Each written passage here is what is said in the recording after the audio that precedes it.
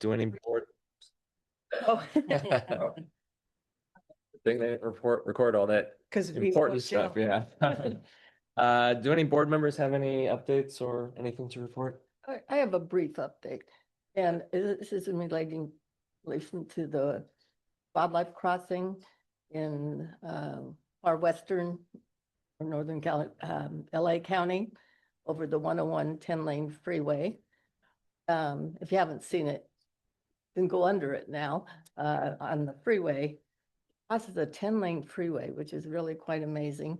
And for those people who are a little bit skeptical, it was the biologists that really approved all this. This is done by professional architects who built the crossings in Canada and everywhere else. California didn't have that kind of expertise.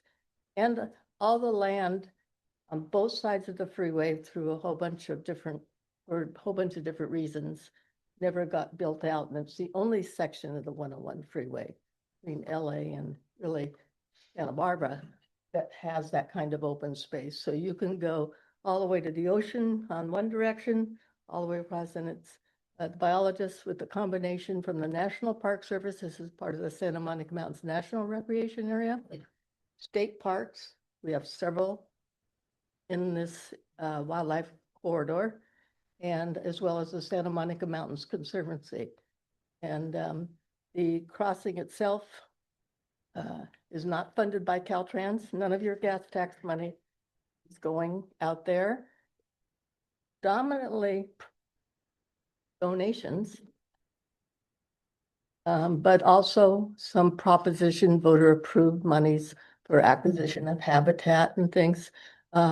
We've had the good fortune of having not only state legislators who are familiar with the area supporting it, but the county supervisors in both LA and Ventura County and the local governments. Okay. So it's quite a project, and sometimes you'll have to stop. You'll be able to pull off. Right now, though, the crossing over the freeway is completed.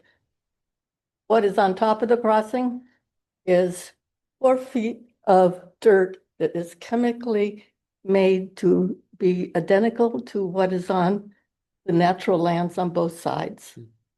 Volunteers have collected seeds from all the native plants on both sides of the freeway. This is chaparral country, right? And we have a nursery set up where they've several years ago started all the seedlings. And so just a few weeks ago, they ended up planting across the whole crossing there, these seedlings. There's enough experts from universities engaged in the project where we've reduced almost any kind of lighting or noise pollution that would affect the crossing. We do see a lot of wildlife in the area, from mountain lions to bobcats and everything else. And so it's quite an experiment for an urban area to do it. And the good news is, because I know people are looking at this region, greater San Diego and around Riverside, everything. And there'll be other crossings coming, and the Wildlife Conservation Board is engaged with that. So a combination of private sector and public sector donations and voter approved bond monies is where it's coming from. How do you operate and maintain it? The Conservancy will be assisting us in doing that, so that it's not ongoing expenses for the state. So that's the update from there, sort of an experiment. But when you say LA County, you don't automatically think of wildlife crossings going across 10-lane freeways. It actually works for a variety of reasons. So if you're on your way to Santa Barbara, you can pull off and see it. You can't miss it. It's called the Wallace Annenberg Wildlife Crossing, because she wrote a check for 25 million. So we didn't have to have the conversation of not if it'll ever be built, but it was just a matter of when. How do we raise the rest of it? So, and biologists all say on all different levels, this should work.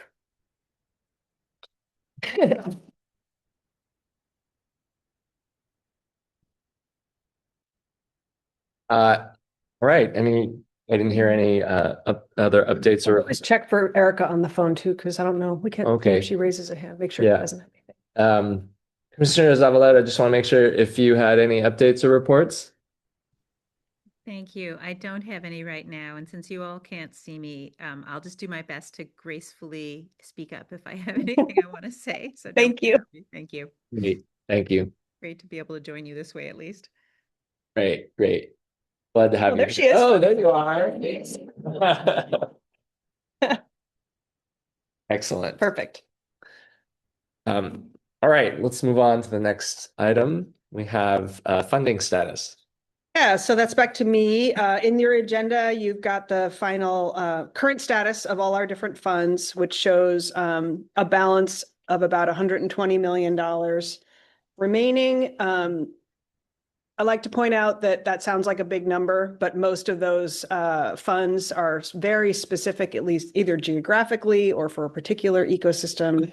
And a lot of them that we've rolled up into, say, Prop 68 or Prop 84, they represent multiple small pots of money that we are trying to spend. We're looking for projects that will meet those requirements. But the bottom line to know as a board is we're more or less running out of money. So Prop 4, really, we're looking forward to spending that. Our next board meeting, we hope like I said, we'll be able to do so. If not, it'll be probably a pretty short meeting. But in any case, that's the status. If there are questions on that, I'm happy to take them. I do have a question because you don't have Prop 4 listed on No. this fund status. So how much was appropriated this year for Prop 4? Yeah, it's a good point. So we've got about depends on how you count it, but it's about 320 million total across several different funds. About 80 million of that was specifically earmarked for particular legislative priorities. So for our competitive process, we've got about 230 million we can spend, 230 to 250. And that's mostly for our nature-based solutions work. There's this amount for wildlife crossings. There's an amount for stream flow, but the big bulk of that is the general flexible pot, which is the best because we can use it for everything. Is Yep. there any of this funding that's likely to be swept? I know it's a difficult budget year. The general fund caught my eye as one that can be transferred. I think maybe Mr. Benson would like to answer, but I believe the administration is in the process of figuring out solutions for January, but decisions are not. Things like Like, community obviously. colleges are interested. Yes, we're in the process of that. And so not a whole lot I can say in terms of what will or won't be included when the governor proposes his budget. But obviously, part of what we're looking at is what sort of a condition we have of the general fund. And if we find that there's sort of a big hole, then we'll have to look at ways to fill that. And there's a lot of ways you can do that. That come out in January and the governor stated this. Yeah, when we do the Jan 10 budget, it should have all that information in it. I will say we are always mindful of general fund and we try to spend that first because it does have a higher risk of being an opportunity for you all. So That's what I was sort of. we're definitely keeping that in mind. And it is, in this case, the most flexible money that we actually It have. may not survive past. Correct. The Correct. end of the fiscal year, which is June 30th. Most volatile fund condition, probably. Oh, that's a nice way of saying it. Unfortunately. It's the nature of our tax system. Yes, yes. Any other questions? All right, let's move on to our next item, which is looking at the consent. And I just want to note that Spanish Ranch number 11 is not going to move forward today. So it's 6 through 13, but lacking 11. Any questions from the board? Yes. So start with the board. Yeah, any questions from the board? Any of the items on the consent calendar? Okay. Do we have any, this is a chance for public comment on any of the items 6 through 13 on the consent calendar. Oh. Yes. We have someone, I think you can come up to this. Minutes. Okay.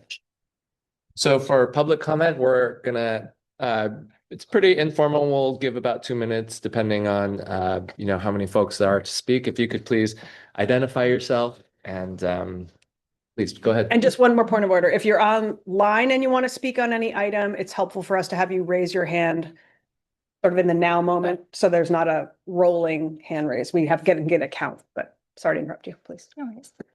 Good morning. Hi, I'm Maggie Jenkins, and thanks for the opportunity to provide a public comment. I'm the project director for the Bowtie Wetland Demonstration along the Los Angeles River, which is number 12 on the consent items list.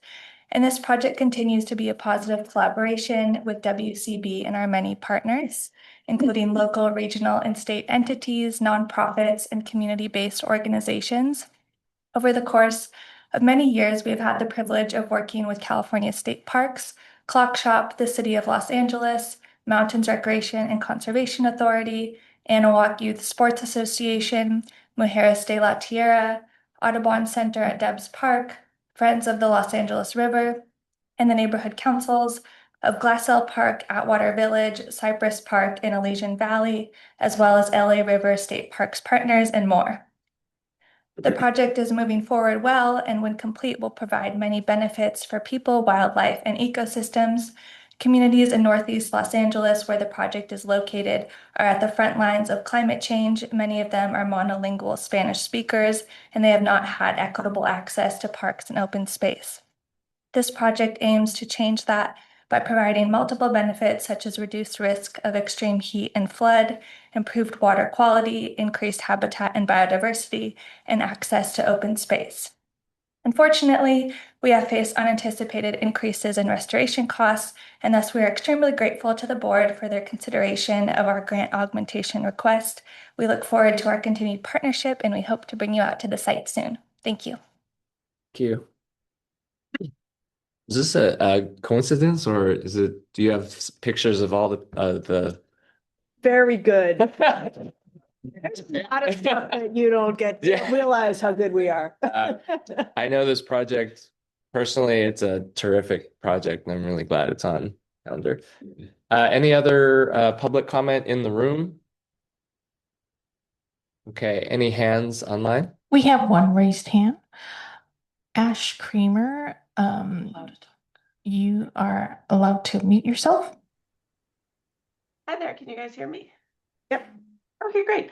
I also wanted to speak about the, my name's Ash Kramer. I'm a Cypress Park resident speaking about item 12, which is also the LA River augmentation grant. And I just wanted to say that I'm a member of the neighborhood council in Cypress Park. The Nature Conservancy has done an incredible job of outreach with us, considering our concerns all along this process for years. I'm personally really excited about this project going through. It will be amazing to have access to that part of the river and to have, environmental benefits and educational benefits. All of this is really great. I want to thank them for all the work they've done, along with State Parks and Clock Shop. And I just hope that you will all support this augmentation so that we can make this a reality soon. That's it. Thank you. Thank you for your comment. These are among my favorite projects, these urban waterway projects. There's one down in this neck of the woods, Choyas Creek, that is also incredible. And yeah, let's keep it going. Any other comments online? There are no raised hands. Okay. Any discussion here at the board? Comments? I had just a question for purpose of clarification. I was just interested in the Spanish Ranch item number 11 project. And Hold that, Fran. oh, that's the one Yeah. that got pulled. Yep. So we can dispense with that. That's good. I was worried about the We hope to see that in the, conservation easement in the long term and management. yeah, we'll see that in February, hopefully. Okay. Thanks. That takes care of And that. also, if there are no other questions, could entertain a motion to.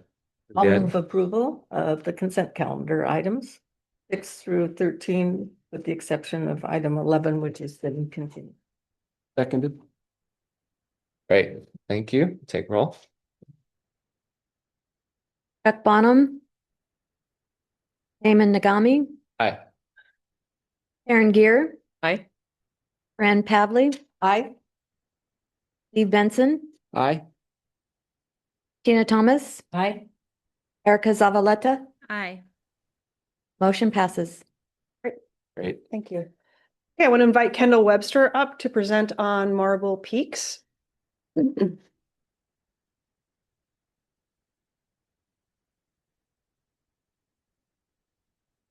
Hey,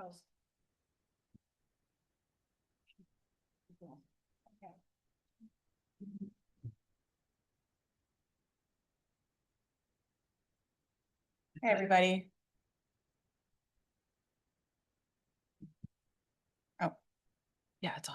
Okay, I can also just talk. This is a very big room. So Marble Peaks is a 455 acre fee acquisition by the Nature Conservancy in Siskiyou County.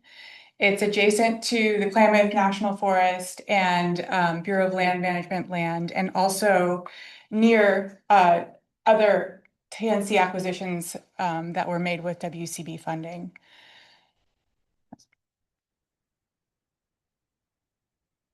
Yeah.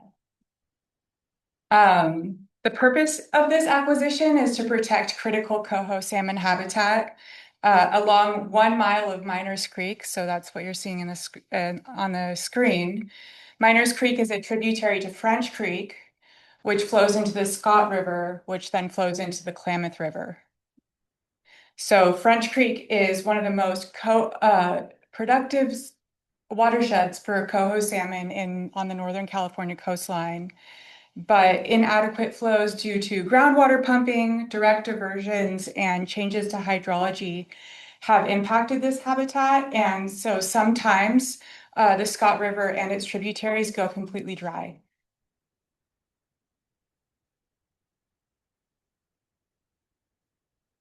The property has been managed as a small hobby ranch with approximately 65 acres of irrigated pasture. Fee title comes with a water right, which if left in stream has the potential to augment summer flows by 10 to 40%. So it's a significant amount for fish. Earlier this year, the Scott River Watershed Alliance, I think it's council, collected baseline fish data on the property. So the map on the screen shows these survey results for juvenile coho as well as where salmon were observed to be spawning. The Nature Conservancy plans to file an in-stream flow dedication for the property's water with the State Water Board, which will ensure that the water remains in the creek.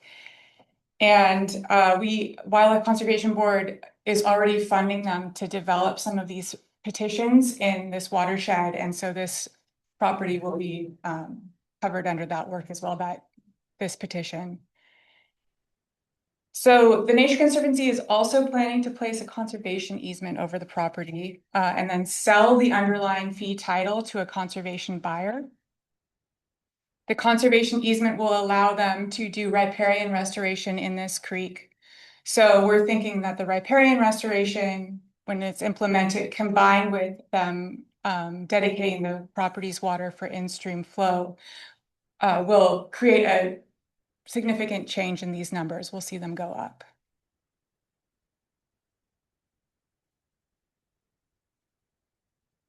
So Wildlife Conservation Board has received 1 letter of opposition to this project from the Siskiyou County Board of Supervisors, and I'd like to take a minute to respond to their concerns. The Board of Supervisors is concerned that the Nature Conservancy's acquisition will result in the loss of property tax revenue. So while 501c3 nonprofit organizations are not legally obligated to pay property taxes on lands that they own, in 2005, the Nature Conservancy made a commitment to the Board of Supervisors to pay their property taxes in Siskiyou County. In the 2025 tax year, the Nature Conservancy paid $70,000 in property taxes to the county, and they are planning to pay taxes on this property as well, and they estimate that the annual taxes they will be paying on Marble Peaks will be around $26,000. Secondly, the Board of Supervisors is concerned that the Nature Conservancy's ownership of the property could result in the increase of noxious weeds and wildfire risk. And we'd like to let them know that the Nature Conservancy has a full-time stewardship manager in Siskiyou County, and she has paid particularly close attention to managing noxious weeds, and she's going to do that on this property as well. The Nature Conservancy and their partners are collaborating on a watershed scale fuels reduction plan for French Creek watershed. And they've also extended an invitation to the Board of Supervisors to tour their lands to see how they're managing the properties.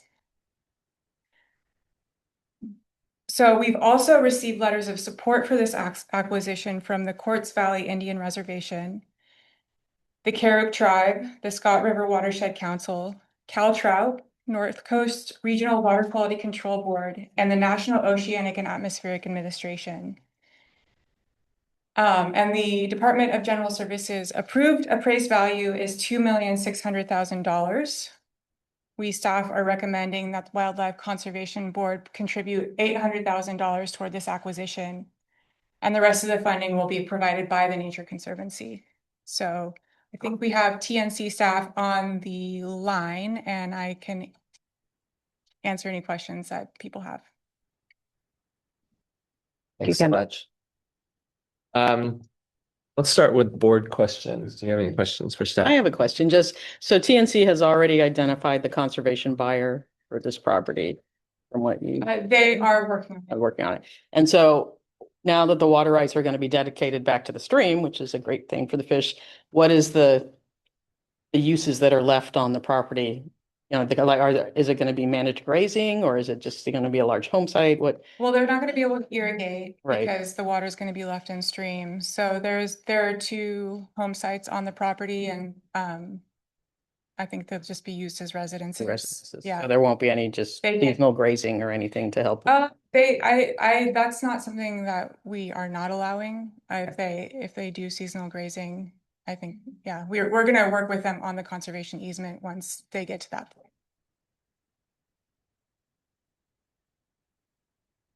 Any other questions from the board?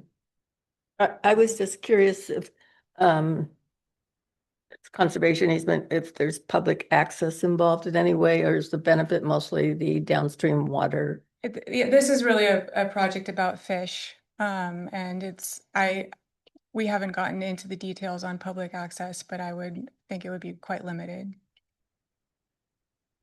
How many other counties are putting conditions on property tax being repaid? I'm concerned about, there's over 80 counties or something. Yeah.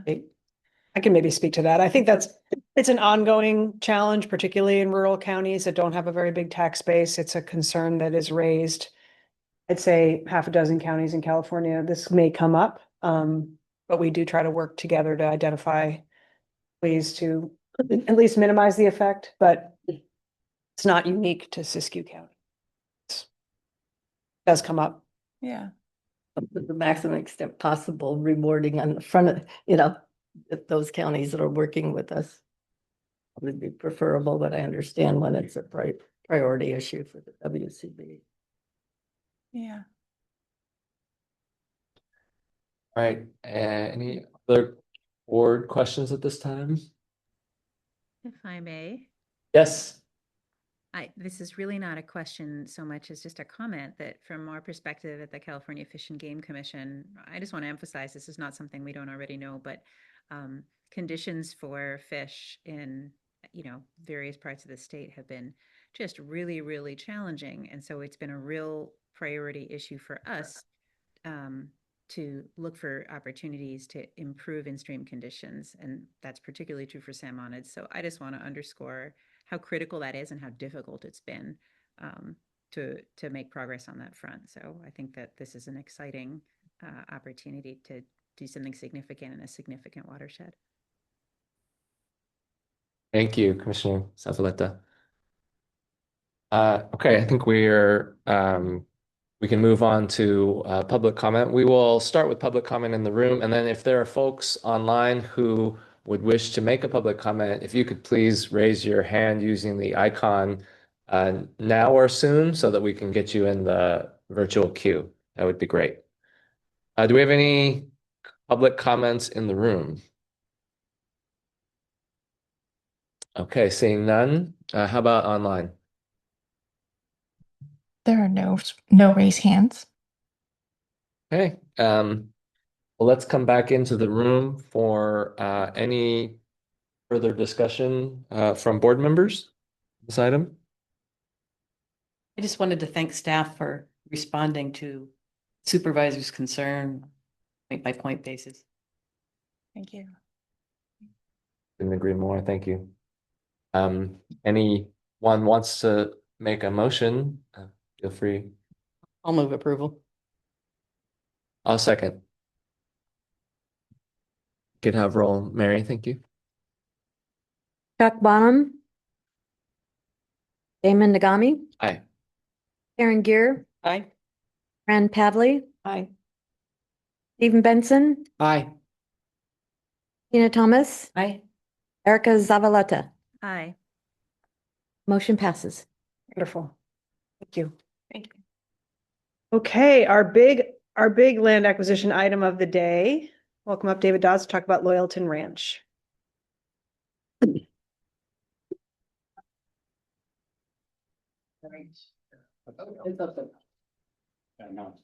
It changes things. Thank you, Director Norris. Before we begin today, I'd like to recognize that we have several guests with us today from the Washoe tribe, including Chairman Smoky, who is the elected leader of the Washoe tribe of Nevada and California. Also with him is his attorney, so we all better behave. And several partners from the partner organizations making this project happen. The project or the proposal before the board is to consider the allocation of $5.5 million to the Washisho Land Trust for a cooperative project with the tribe, the Feather River Land Trust, and the Northern Sierra Partnership to acquire 10,274 acres of Washoe ancestral lands for the protection of deer and mountain lion habitat, wildlife migration corridors, restoration and management, and practicing Washoe ecological knowledge.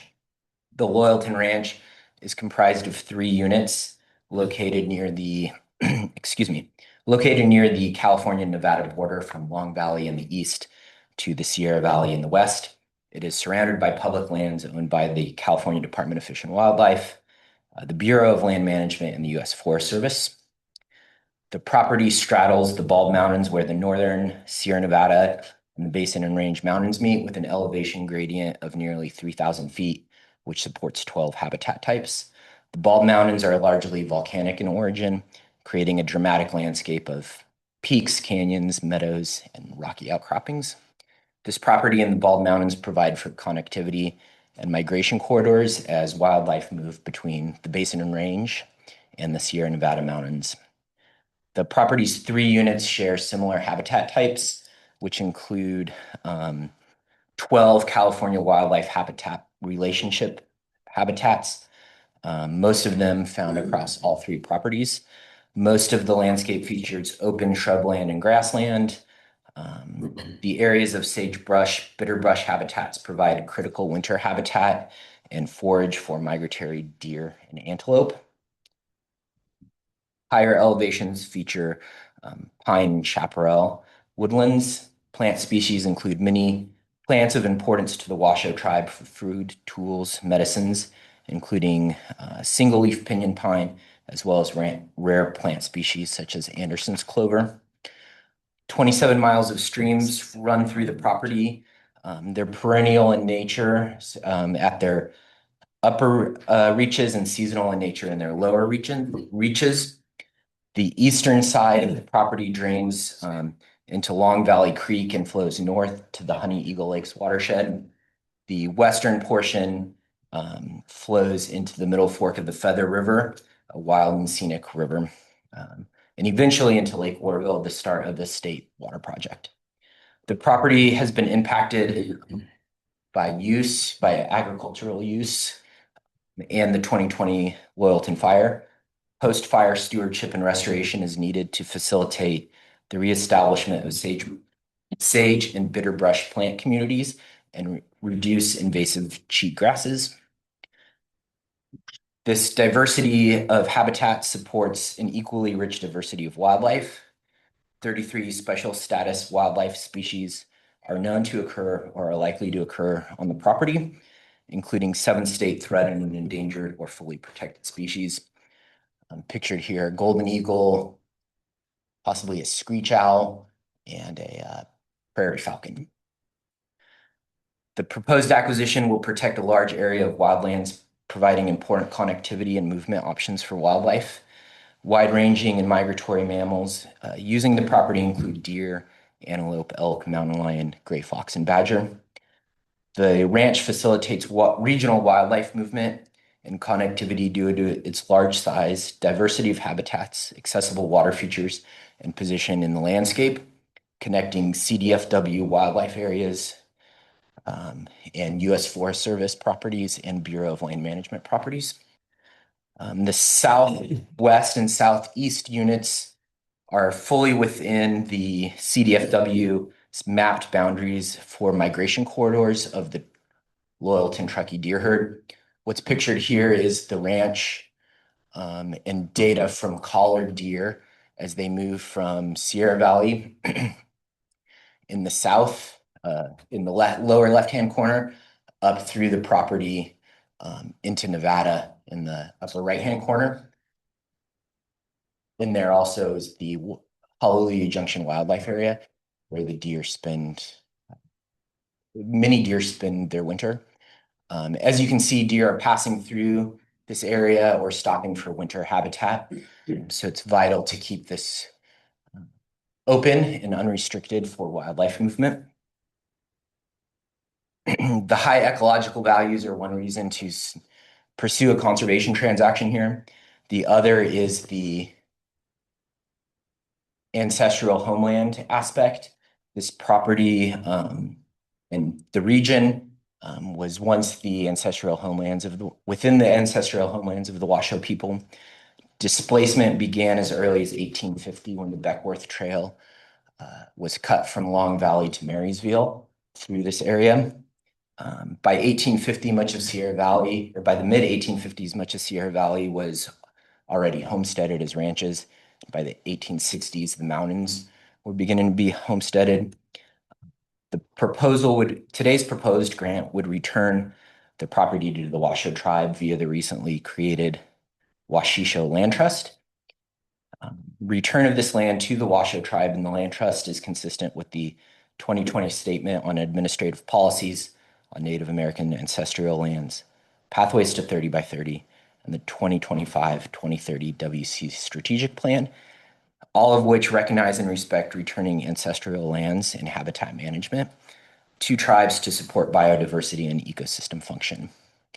With that, I'd like to turn the speaking over to Chairman Smokey to talk about the ancestral Washoe and current Washoe use of the Bald Mountains and these properties. Okay.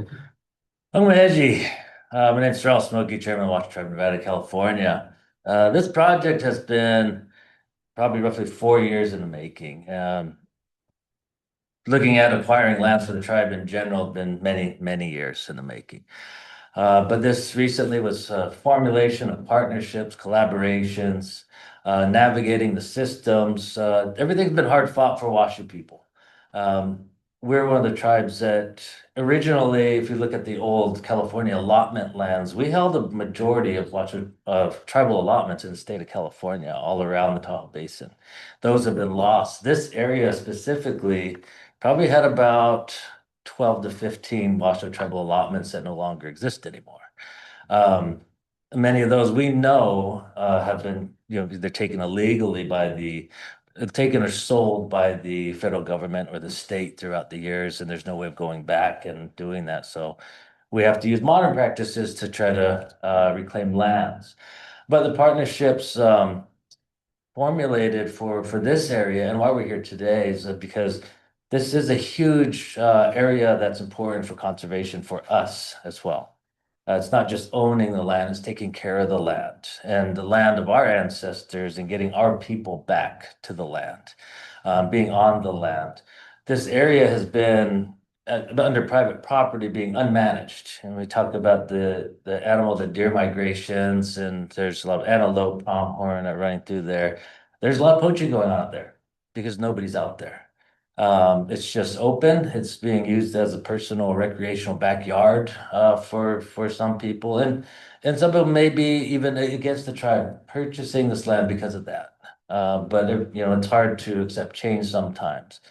But this land was also burned. If you could see the background here, these mountains are pretty empty. There was the Loyalton fire was 5 or 6 years ago.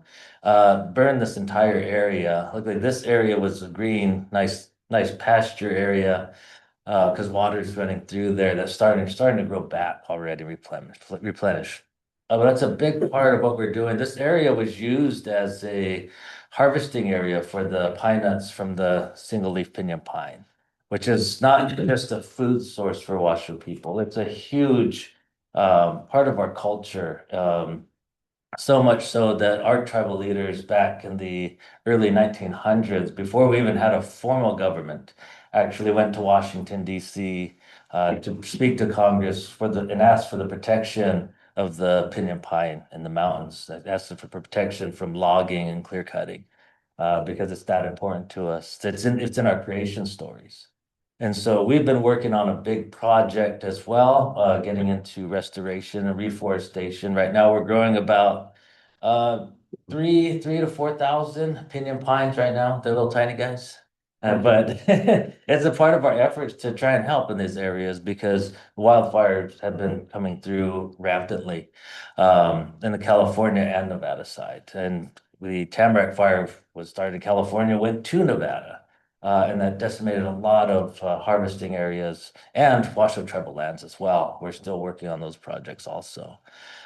The big thing about this area, so this group here was we actually had a group of we try to invite as many people as we could that can get out there. There's a lot of elders, kind of combination of our historians and people who've worked in the area. There's a lot of archaeology because we know that this land was used a lot by our people. It's part of my family's land. My great grandmother raised her kids in Loyalton. My great uncles in that entire area.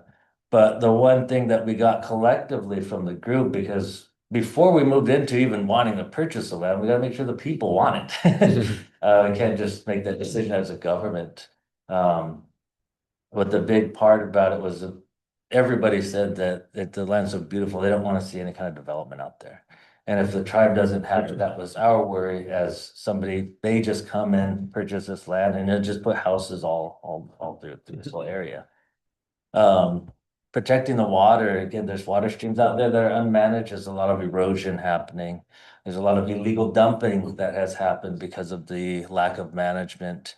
Free range grazing, cattle that are going in there and causing part of the erosion and also messing with the water clarity that's running down. And that was a huge concern of mine. We just talked about the water clear for fish. They're fishing these streams up there, which is very hard to find. As a young man and teenager, a lot of the streams, mountain streams that I used to fish when I was younger are gone. There's no water flowing out of them, or there's not enough for fish or any kind of wildlife to even be living in that area. So it's a huge concern of ours as well. So that's something that we will looking forward to implementing, actual proper grazing and fields reduction. We've been really working hard to expand as mountain people. We're not just stewards of the land. We've been stewards all the way around. Our people have always done what we could to help others as well. We do hold even currently one of the largest service areas in the state of California for the TANF program, Temporary Assistance for Needy Families, although extending from Lake Tahoe all the way to San Francisco. And we service all tribes throughout the area there.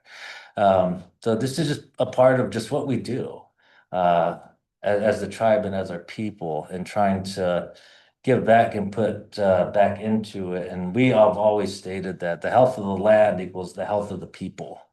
And this land is unfortunately unhealthy right now. And it needs management. It needs someone to go in there. It needs physical touch. And as we've stated, from one of our elders, said the land has been calling us back. And so we're trying to answer that call now. And so that's a huge part of what we're doing. That's why conservation is going to be a huge part of this project. Because these, again, the lack of management has proven to be extremely detrimental to this area. And it's a combination of everything, the perfect opportunity for our people in the northern Well-Melty Washoe to be able to see the homelands again and get back to the areas, as well as putting in the efforts. We have a youth conservation corps. We call them youth, but we've started kind of moving away from that because they're young adults. So they don't want to be called youth. 18 to 25 that have been in a program that have been learning how to do forestry work, how to do proper land management, operate equipment, as well as identifying plants, foods, and medicines, which would be a huge part about this area that used to naturally grow. But as we all know, excuse me, whether you believe in climate change or not, things are changing. It's a different time. It's a different world. The water doesn't flow like it used to. Water tables are getting lower. So we have to be able to adapt to those as well. And that's why we started our environmental programs to be able to actually regrow, replant, reforestation. And we have been expanding on those services for a while now. We're probably one of the only tribes when 638 self-determination compacting came into place, that we actually had forestry in our compact. We've from many years ago, which has never been funded because there's never been a mechanism for it. But our people, our leadership back then, even knew to put that in there because it's a part of us, it's a part of our culture, and it's what we do. And so that's what we're looking towards as far as working with partnerships and also the Fish and Wildlife included, because again, there's huge migratory areas there to help manage. We're also one of the only tribes in the state of Nevada that actually have a hunting and fishing commission and laws in our law and order code regulating hunting and fishing. Most tribes don't have that. They keep their lands open, but we manage those. So when it comes to cattle, we're also on the Nevada side, the only tribe in the state of Nevada that still runs an operating herd of cattle for economic development purposes, excuse me. Cow and calf operation. Actually, the cows are going to sale today, so that's a good thing. But yeah, so we're looking at just putting all of our knowledge back into the land, especially more recently is the overall Washoe ecological knowledge. We say Washoe ecological knowledge because it's not a general term when you say traditional ecological knowledge, because each tribe has its own way of doing things. And we also have our own way of implementing fire, which we have around the Tahoe Basin for thousands of years, even proven by modern day science and archaeology and anthropology and all those good scientific terms that you use nowadays. But looking at re-implementing that into these areas to help the land grow, to make it better, and to keep it from it being even more disturbed and more degraded any further. Because that's what's going to happen as this area continues to be unmanaged. And as much as we love water, it needs to be managed as well. Because the clarity will start to go down as well as erosion. It's a huge issue. And there are huge holes in this area. You know, we've walked a lot of miles throughout this area trying to look to ensure that this was going to be suitable for something that the tribe can manage as well. That's the other part of it, is we can't just jump into any kind of land deal or purchase if we are not ready. And so we know we are fully prepared to get to live on this project as soon as hopefully get the title for it. And yeah, I don't miss any details there. You got most of the details already, which I appreciate. I didn't have to do that. And that's all I have. And thank you for allowing me to be here and give you this presentation. And everybody, that came out, some of you came out to actually walk the land before too. So it's been great. So on the way, it's translated to "you're doing good," but more of a thank you. Thank you.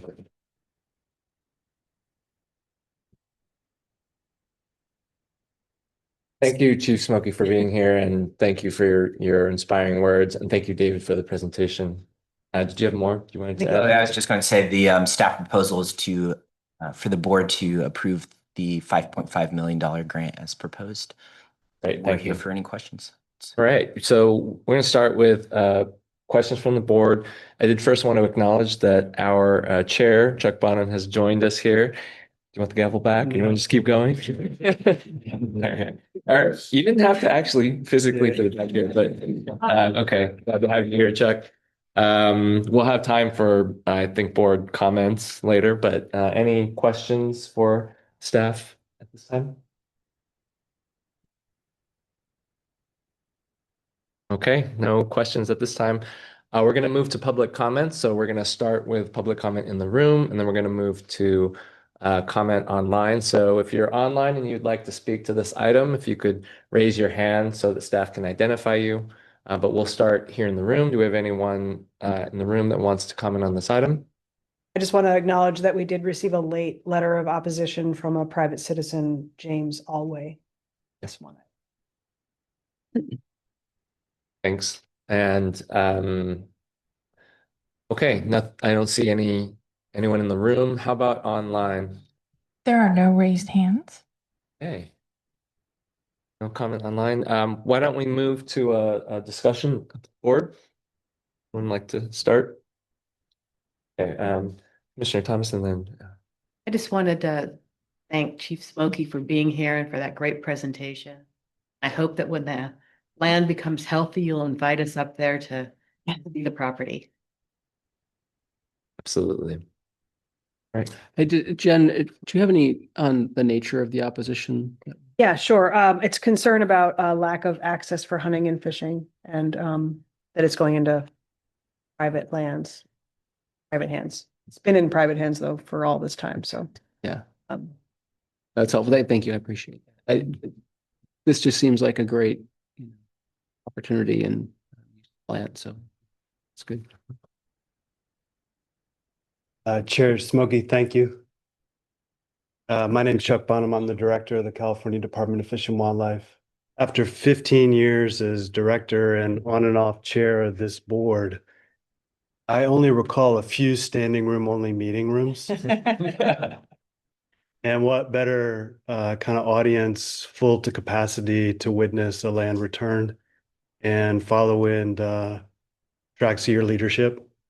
I remember 3 or 4 years ago, you reaching out to our department. I recall nervousness in some of our ranks about this concept. Migratory wildlife herds that move through this beautiful landscape are some of the department's longest running kind of priorities over time. For recreational opportunity in the broader landscape, I'm just thrilled to be an adjacent landowner in your ancestral lands. We have a Hallelujah Junction wildlife area nearby. And I think the future is our department and our property benefiting from Washoe ecological knowledge in a way we've never done before. So thank you. Absolutely. I'll just add really briefly as members of the public who join this board, these are the kinds of projects that we join the board to put forward and support. For those of us who've been supportive of land return to tribes, this is a special moment.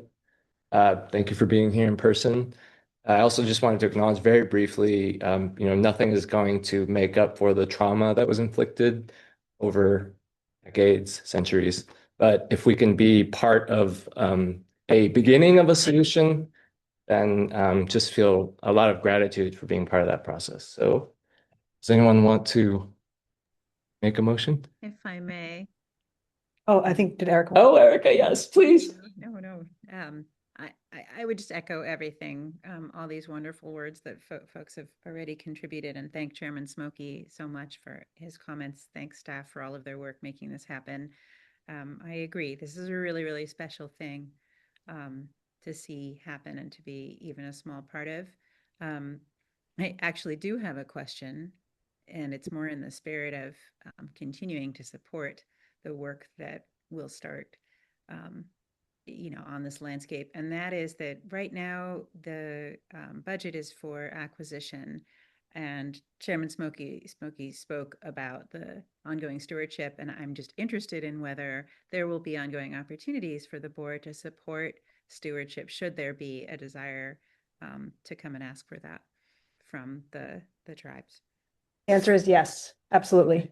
Wonderful, thanks. I guess I just wanted to say that out loud. Yeah, for It's an sure. important part of making land returns sustainable and fruitful.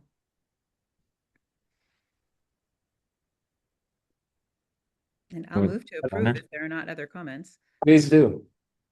Yeah. So moved. I'll second. All right, I think we have a motion to approve from Commissioner Zavaleta and a second from Chair Bonham. Take the roll. Chuck Bonham, Enthusiastically, yes. Damon Nagami, Yes, yes, yes. Karen Gear. Yes. Fran Pavley, Yes. Steve Benson, Aye. Tina Thomas, Aye. Erica Zavaleta. Aye. Motion passes.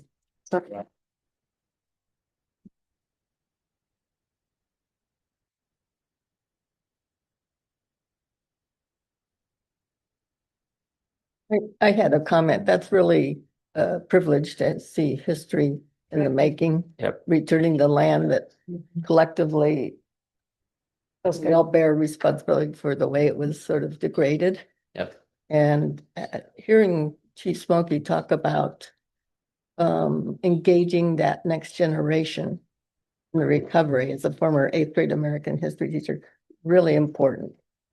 I'll have to come up. I'm looking forward to the tour. Yeah, it's good. Don't do it on the 100-degree day. That's that's what I did.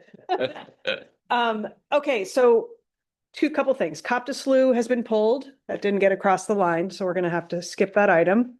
Hope to bring that back to you. That's a casualty of the federal government shutdown, but hopefully we'll bring that back to you at another time. And then we have a suite of projects coming.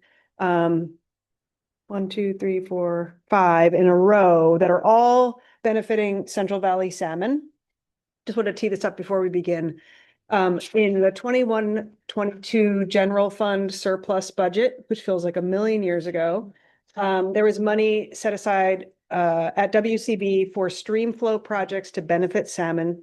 And there was a recommendation in the language that we focus on Central Valley salmon and steelhead if possible.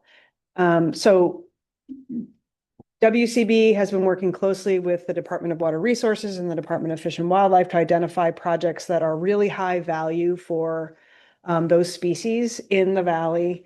The Department of Finance has been very helpful in making sure that money did not disappear. It was actually changed over to use Greenhouse Gas Reduction Fund last year, but the expectation was always that they would go toward these projects, which are complicated. Anytime there's water involved, they take a lot of time. There's some infrastructure involved. So you're going to hear 5 projects in a row. Some of them are very big dollar amounts, which is a little unusual for where we are right now in our budget, but I just want you to know that it comes from this sort of historic set aside. The next two projects are both on a property called Battle Creek, which is a pretty important acquisition that also is going to have a second restoration grant that goes along with that for flow. So Kendall Webster and Aaron Heyman are going to present in tandem. So the plan is that they will present on both projects so that you understand them as a set. They're 2 different grants because we do these grants differently. And then we'd like to invite board questions and then public comment on both, just all at once so that we do that all together. And then we'll do 2 separate motions for consent. Does that make sense? Yep. Okay, great. So Kendall, please take the floor. Great. So this is Battle Creek Ranch. It is a 1,721 acre property in Tehama County to be acquired by River Partners. It's adjacent to the confluence of Battle Creek and the Sacramento River and contiguous with thousands of acres of conservation land owned by the Bureau of Land Management. So the purpose of this project, like Jen said, it's a water project. It's to leave the property's water in stream for fish and also for the Coleman National Fish Hatchery, which is which is upstream of the property on Battle Creek. So this is a picture of the Coleman National Fish Hatchery. It's owned and operated by the U.S. Fish and Wildlife Service, where millions of Chinook salmon and steelhead trout are reared annually. So this is the largest hatchery in California, and it's a vital resource for the state's salmon populations. As was mentioned, fee title comes with the right to divert large quantities of water, and that diversion starts upstream of the hatchery. So sometimes those diversions can disrupt hatchery operations if there's not enough water to flow through the hatchery as well. So purchasing this property would end diversions from Battle Creek and help ensure water supply reliability for the hatchery.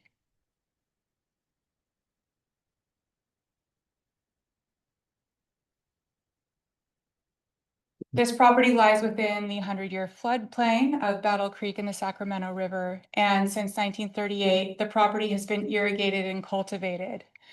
And it continues to be irrigated and cultivated via these diversions from the creek. So like Jen said, Aaron and I are presenting this project in two separate but interdependent pieces, this acquisition, and then Aaron is going to present a development grant, which includes the legal processes to leave the property's water in the stream. And I do want to give a shout out to River Partners, Department of Water Resources, California Department of Fish and Wildlife for all the work that we've collectively done getting these projects here today. So the appraised value for the acquisition is $15,200,000. And the purchase price is $50,050,000. And that's the acquisition piece. So now I'd like to invite Aaron Hinman to the podium. Thank you, Kendall. Hello, board. This proposal is accompanying the acquisition of Battle Creek Ranch, and it is to consider a project on Battle Creek Ranch that is going to, upon successful approval of the previous acquisition, be owned by River Partners, and again in Tehama County. This proposal would allocate $584,000 in funds to an implementation grant for the benefit of Chinook salmon and steelhead.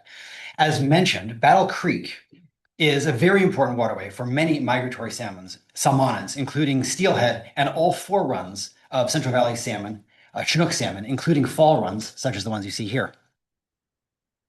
Battle Creek has cold water temperatures, which makes it a very high quality spawning and rearing habitat area today, and also a very important refugia for fish in the face of future climate change.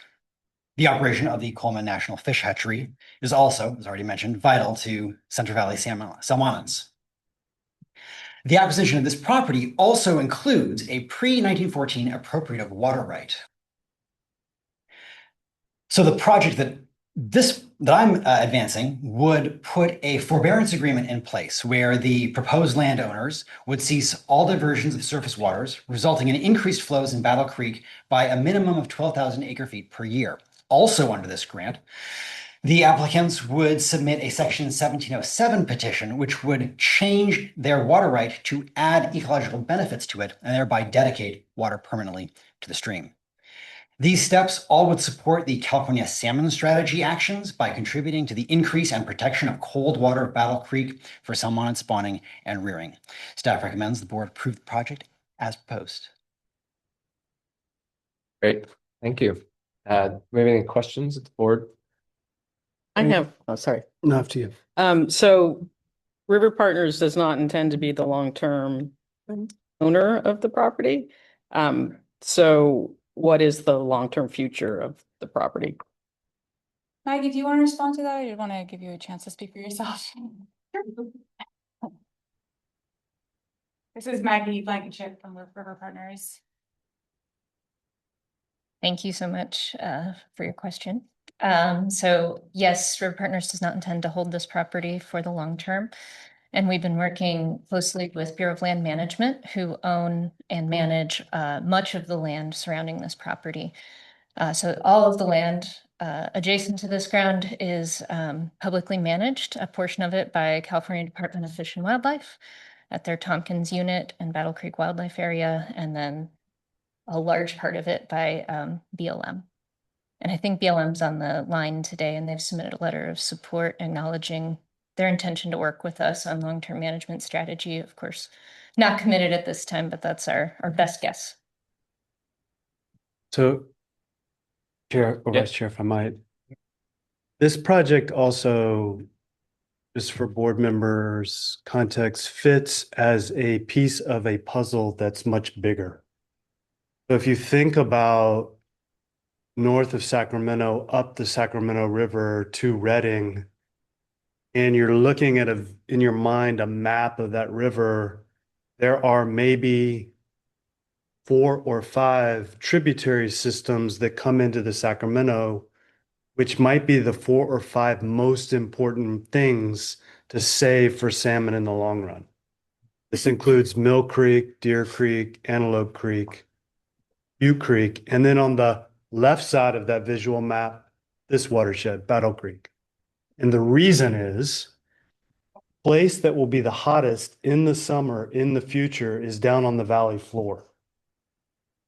Place that is the future of these fish is at higher elevation at the top parts of each of these tributaries. For about 20 years, a combination of state and federal agencies, nonprofit organizations, local government have been in a top to bottom effort on Battle Creek, including removing a series of dams that PG&E owned, acquisition, and now what's got to be one of possibly the largest in-stream dedications of annual water that I'm aware of, and just has the ancillary benefit of reducing risk to our important federal hatchery that's in this same watershed. So you're looking at a big piece. It might feel like sticker shock, but in my opinion, it's worth it when you put that piece in the context of all the other work, including the things the board has funded previously. Thank you. Super helpful. So, follow-up question. Is there going to be any sort of conservation easement or other restriction placed on it to ensure that the water restrictions that are part of the second grant and the use are being attained when the property is subsequently sold? I can speak to that. Yes, the forbearance agreement and the 1707 would be permanent changes to the water right. And so anyone who purchased that water right, whatever mechanism they used, would have to accept those restrictions as well along with it. Thank you.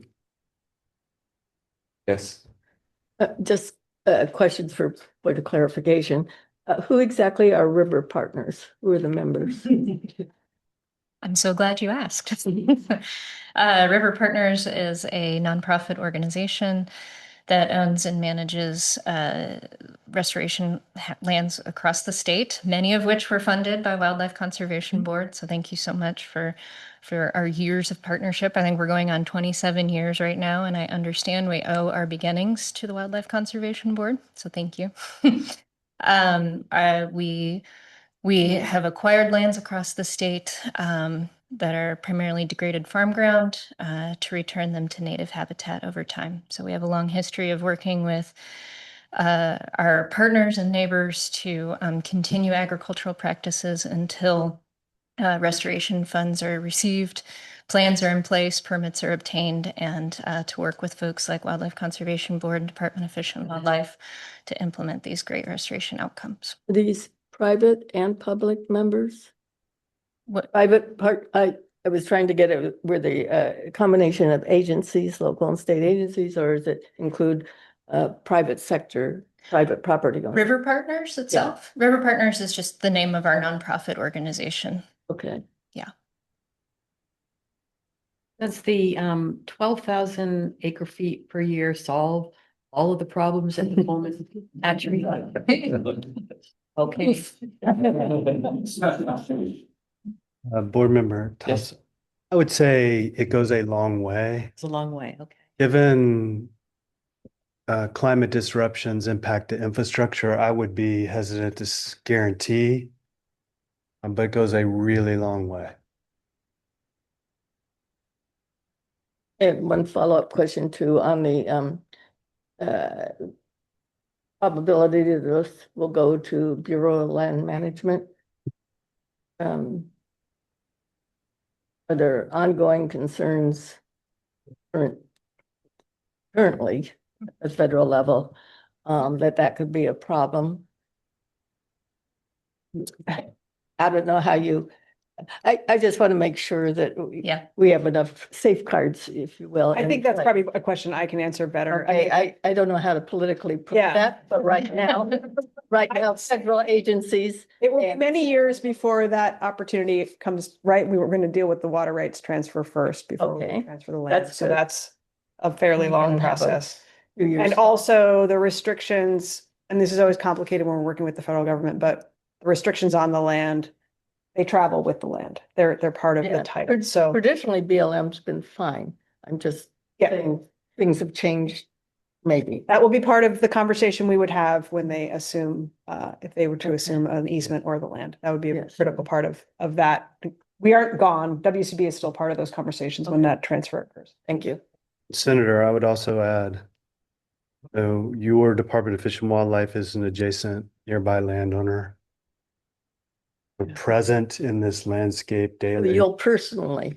And front. And I have no indication the Bureau of Reclamation is changing a long-running interest in this watershed. Yep.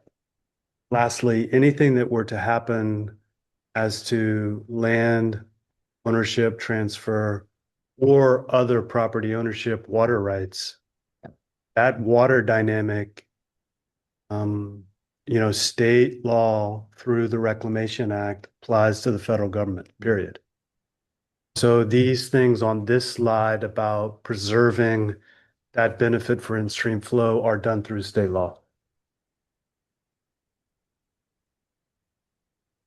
Okay. So legal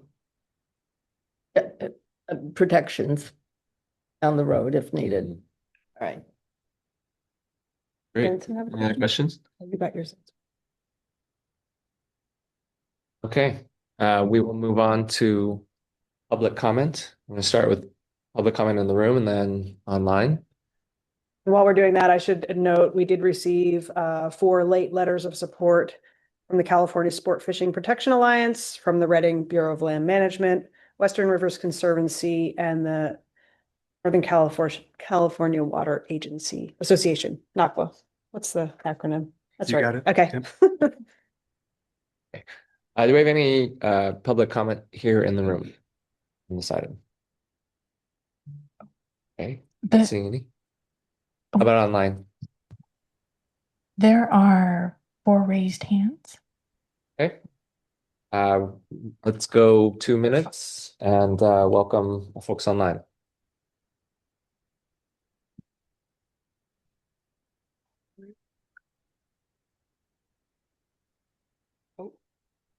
They're goofing around with the scrolling mechanism here. Okay. Laura Broadhead. Hi, good morning. Can you hear me? Yep. Hi, Morning. I'm Laura Broadhead. I'm the acting field manager for the Redding field office for the Bureau of Land Management. I just wanted to express our excitement to see this project before the board. It's, as someone described it, there's lots of efforts going on all through this watershed. So it's cool to see this kind of big puzzle piece be talked about. And I also just want to say or emphasize our good working relationship with River Partners. We've done several projects together. And yeah, it's been good to work with their organization. Great, thank you. Next commenter.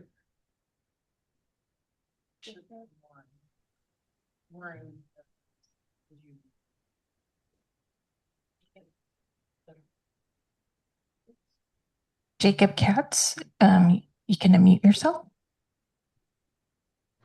Great. Thank you. This is Jacob Katz. I am the senior scientist at California Trout, a nonprofit that for the last 50 years has been dedicated to ensuring that we have cold, clean water in our rivers that can support not only fish, but the quality of life for all Californians. And thank you very much for making the time to take some comments from CalTrout this morning. CalTrout feels that the acquisition of the Orwick Ranch is absolutely critical for not just the future of salmon in this state, but for the future of the state's water security. That's because Battle Creek, as Director Bonham was saying, is really, really important for the whole Sacramento watershed. And that's that it's the most diverse Chinook watershed on Earth. It's the only place anywhere that winter run, spring run, fall run, and late fall run, not to mention steelhead, all swim into the same watershed. And it's also the only place where winter run, that most important of fish in this state for its effect, the population's effect on the ability to pass water from where it's relatively more abundant in the north to where the people live in the middle and south of the state, that those winter run, the only place they can swim of their own volition, swim by themselves up into cold water that flows out of the volcanic watersheds around Lassen and Shasta, is in Battle Creek. And to have a self-sustaining volitional population of winter run, not to mention enhancing the populations of late fall and spring run, both important as well, is just of critical importance. Again, not just to fish, but to all of us, because when we have healthy watersheds able to support abundant fish, we have many fewer regulatory hurdles to a secure water supply. So thank you very much, and thank you for supporting this great work. Really appreciate it. Thanks so much for your comment. Lauren Bernadette, you may unmute yourself. Great, thank you. Hello, board members. I'm Lauren Bernadette, the California Water Law and Policy Director with Trout Unlimited. TU is the nation's largest and oldest nonprofit organization dedicated to the conservation of cold water fisheries and the habitat that supports them. In recognition of that mission, TU is in full support of this project. Battle Creek Ranch has been a target for conservation ownership for a long time because Lower Battle Creek provides important refuge and cold water inflows for winter run Chinook salmon recovery in the Sacramento River. Dedicating the existing diversions to streamflow will secure year-round cold water for the Sacramento River and all 4 runs of Chinook salmon. The project will reduce irrigation needs and release more much-needed seasonal water to Battle Creek, which we are in full support of. TU believes this project will move the needle on water supply and habitat connectivity, and we request that you fully fund this critical project. Thank you. Thank you for your comment. Sean Pike, you may unmute yourself. Hi, I'm Sean Pike, and manager Dave Nipar asked me to just tell you some of the use and history of the ranch. It starts at the Orwick Ditch, which is upstream of and across the creek from the Coleman National Fish Hatchery. So it begins diversion there, diverts a large amount of water to the ranch, over 4 miles. Then if you've driven through there on Jellies Ferry Road, it is a beautiful recreational spot. It's a nice green spot for quite a distance. And people drive along there to see birds, fish, deer, ducks, geese, and other wildlife going through the ranch. It currently consists of 3 parcels, 124-acre parcel that's not irrigated, and irrigated parcels of about 560 and 1,120 acres. and the irrigated acreage is around 1,000 acres. It started with Charles Orwick, after whom the ditch is named. In 1972, he purchased it and updated the ranch, improved it. When he passed away in 2021, his grandson, Dave Nipar, took over and has been managing it since and continuing to improve it. So just wanted to let you know what it has been. Thank you. Thank you.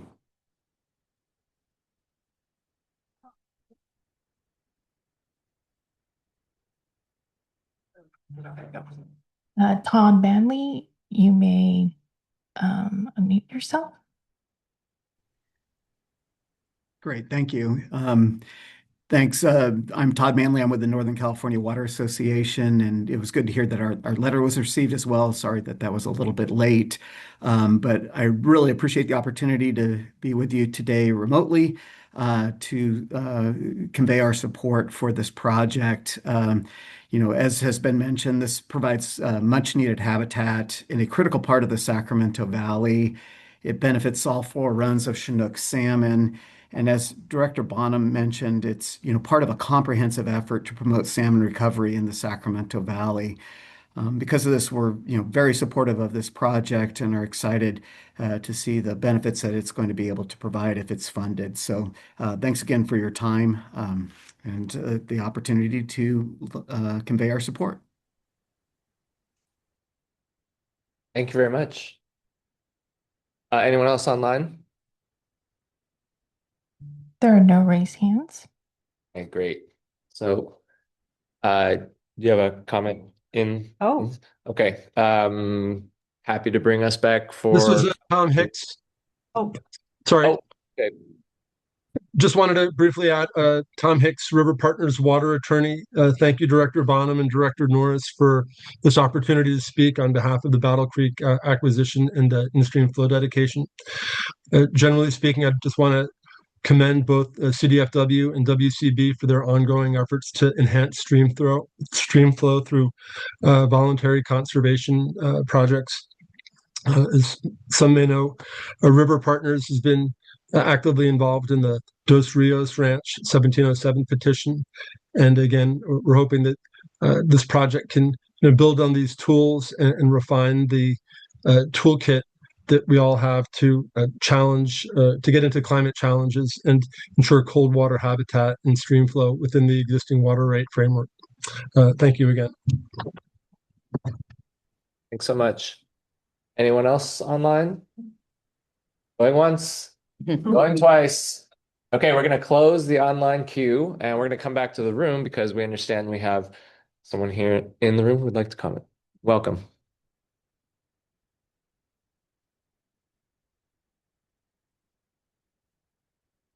My name is Dave Nipar. I'm the manager of this ranch, Battle Creek.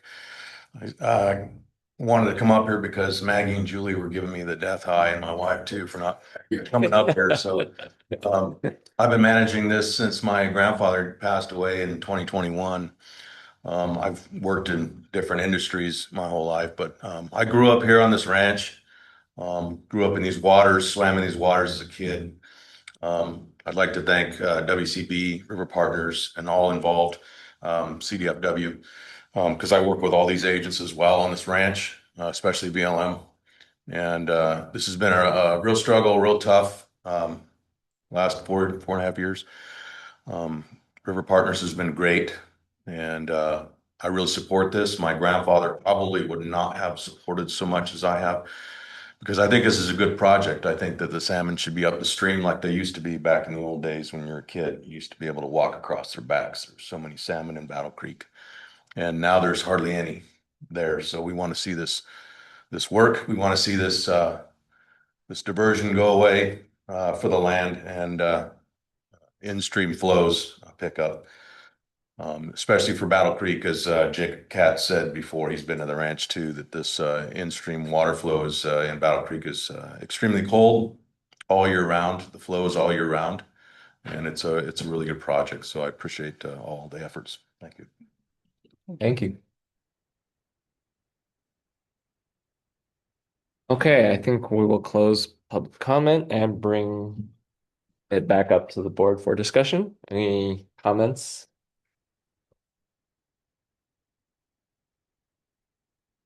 It seems like a terrific project, and I really appreciate Chuck's explanation that it's part of a piece, it's a piece of the puzzle, and that's really helpful, so. I am supportive and ready to make a motion when. So as a reminder, we're going to make a motion on the acquisition and then a motion on the restoration. Separate? Yep. Your bond. I'd like to make a motion, the board approve agenda item 17, which is the acquisition. The acquisition. I will second.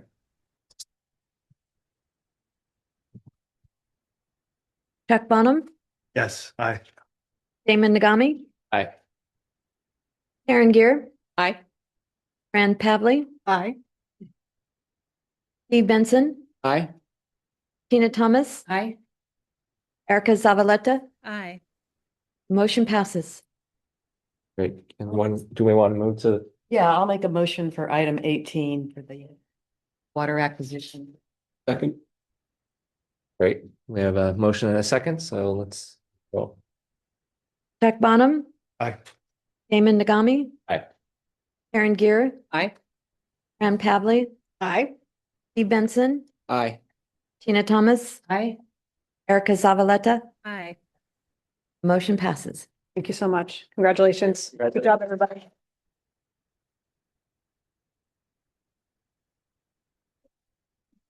These projects take so much time and emotional energy. It feels so good to get them done. So good job, everyone. Okay, we're going to bring up Aaron again. And while we make the transition, just a thought on the last two items. Today also, underneath the puzzle piece is an affirmation of the recipe to recover these iconic fish. So you can go to a particular place. You can understand the place matters to many for so many reasons. You can look at a particular place from the top of it to the bottom of it. You can assemble a unique alliance of people who maybe in historical terms didn't always get along. And then you can see actual tasks. You can see kind of modernizing our infrastructure. You can see restoration. Sometimes you can see land acquisition. Sometimes you can see removing infrastructure like dam removal. And then you can see how we can increase flow for the benefit of people and the environment. And when you run into individuals like our last commenter, the land manager, who are willing to see the future, there's really nothing you can't do. That is the recipe for bringing these fish back.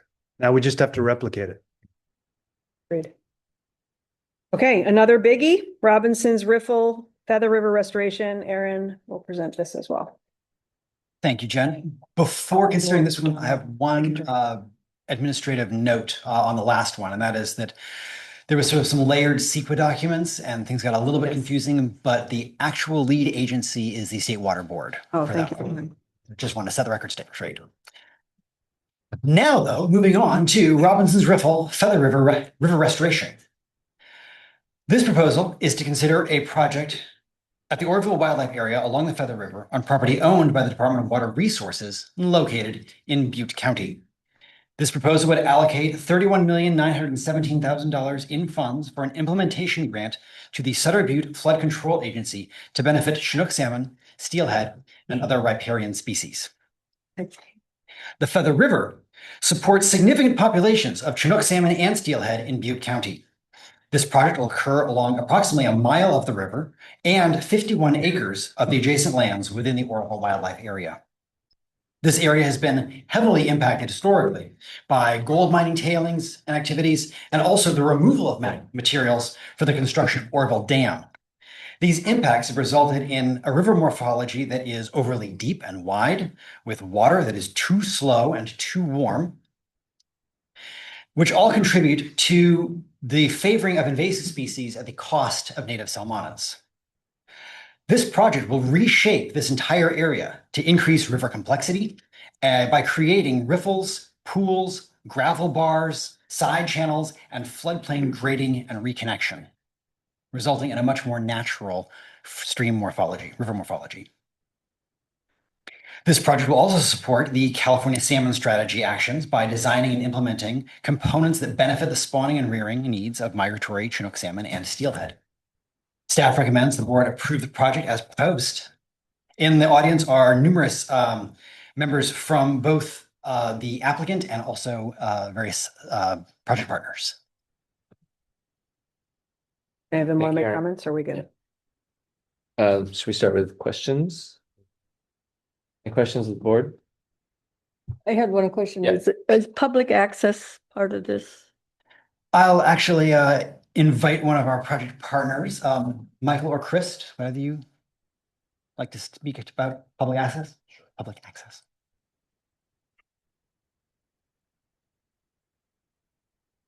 Good morning, members of the board. My name is Michael Bassett. I'm the Executive Director of Sutter Butte Flood Control Agency. To handle your question, first off, yes, there's public access to this area. It's in the Orville Wildlife Area. It's a well traveled area for the public. So that's answering your question. But I'd also want to say, I'm very happy to be here today, and I really want to thank your staff for working very effectively with my team to get us to where we're at today. I also want to thank our project partners, DWR and California Department of Fish and Wildlife. They're helping us design this project, and it's their vision essentially that we're going to be delivering, assuming the board votes in favor. Our agency has delivered over $300 million in levee improvements along the Feather River. So our agency handles very large contracts, and we deliver those projects on budget and on schedule. We've also working effectively with your team, your staff, and DWR and CDFW. We also completed over $25 million in environmental restoration type projects in this Orville Wildlife Area. So I just wanted to give you that history so you know a little bit about our agency. And I have key members of my project team here to answer any specific questions. So with that said, I'd like to say thank you. Appreciate it. Thank you. I have a question. So and I don't know which of you would be the best person, but so this is a large grant. This is an amount that we usually see for acquisitions. This one is for implementation and restoration. Can you just give us a sense of sort of what kinds of tasks and operations are going to be funded with the money? 25 million over the region. Really glad those resources are going there. This is one project. I just want to understand sort of where that money goes. Sure, absolutely. And I'm going to actually invite our Director of Engineering, Chris Fritz, to come up. 31. He's our Director of Engineering, and he's going to be able to answer those technical questions for you.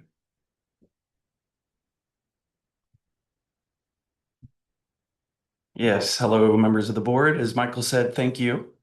This is a lot of money, and it's a historic project. So this area of the river is just downstream of Oroville Dam, just downstream of the fish hatchery. And we're basically going to be restoring a mile of this river. We're going to be moving over 200,000 cubic yards of cobble to reshape the natural river. Right now, because of the mining, dredging that has occurred in the past, you can imagine this river really is now just too big, too deep, too wide for the natural flows that it sees. And so for us to be able to come in and restore spawning habitat in this critical section of the upper Feather River is crucial. And so hopefully that helps add, a little bit of context to the project. We're also, aside from just the in-channel work, we're going to be taking those cobble piles that exist now that you see, up and down the valley. We're actually using that material to put it back where it belongs. And then we're restoring those areas with side channels so that as the river water levels increase, that water can spread out and naturally inundate the floodplain like it did historically. So I have just a follow-up question to that then. So you're not having to haul material off-site, you're reusing everything Correct. on-site? Yep. Everything that we are going to be putting in is right there on site. So we're going to be excavating, sorting, placing, and regrading. Great. And then my follow-up question to that was just looking at the project task, just understanding task 2 is environmental services. And can you just explain what environmental service? Yeah, so when you work in the river, it's very complex. So you've got biomonitors, you've got, turbidity, you have a lot of the requirements that will be kind of handed to us through our permits. We have an environmental team on board that is on site every day, making sure that, those contractors are adhering to those requirements. And so because we are in the river, there are sensitive species. We have limited work windows for when we can actually get in there, and put the gravel in. And we need to do that carefully. There's a lot of other sensitive species. So that is basically to cover that support during construction and afterwards, all of the reporting and. So it's kind of the biology consultants budget, part of the budget, because you have a different engineering. Exactly. Yep.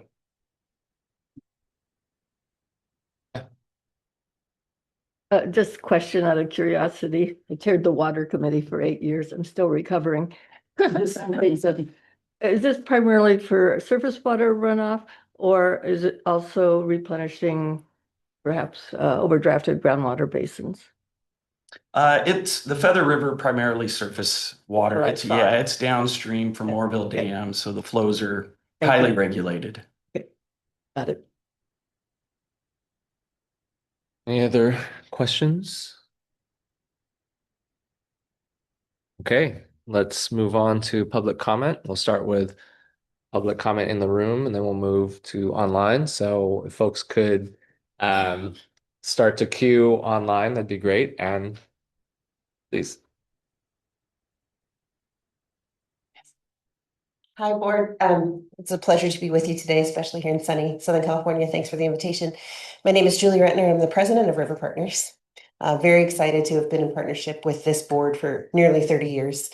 I deeply appreciate the leadership that Sutter Buttes Flood Control Agency is showing in bringing this project before you. While I deeply appreciate the $300 million of levee improvements that the Sutter Buttes Flood Control Agency has been able to deliver in the region, as I live in this region and rely on those levees, I more deeply appreciate their leadership in trying to bring life back to the river. River Partners has had the opportunity to work closely with Chris, with Mike, with others on this team on several projects up and down the Feather River to bring life back to this river. And this team has, as Chris kind of alluded to, the technical knowledge, the administrative skill, support, and capacity to be able to deliver on a project of this magnitude. This is an enormous contribution to fish habitat quality in the Feather River in a place that has been highly degraded. So I strongly encourage you to fund the project. Thank you. Yes, please come on up.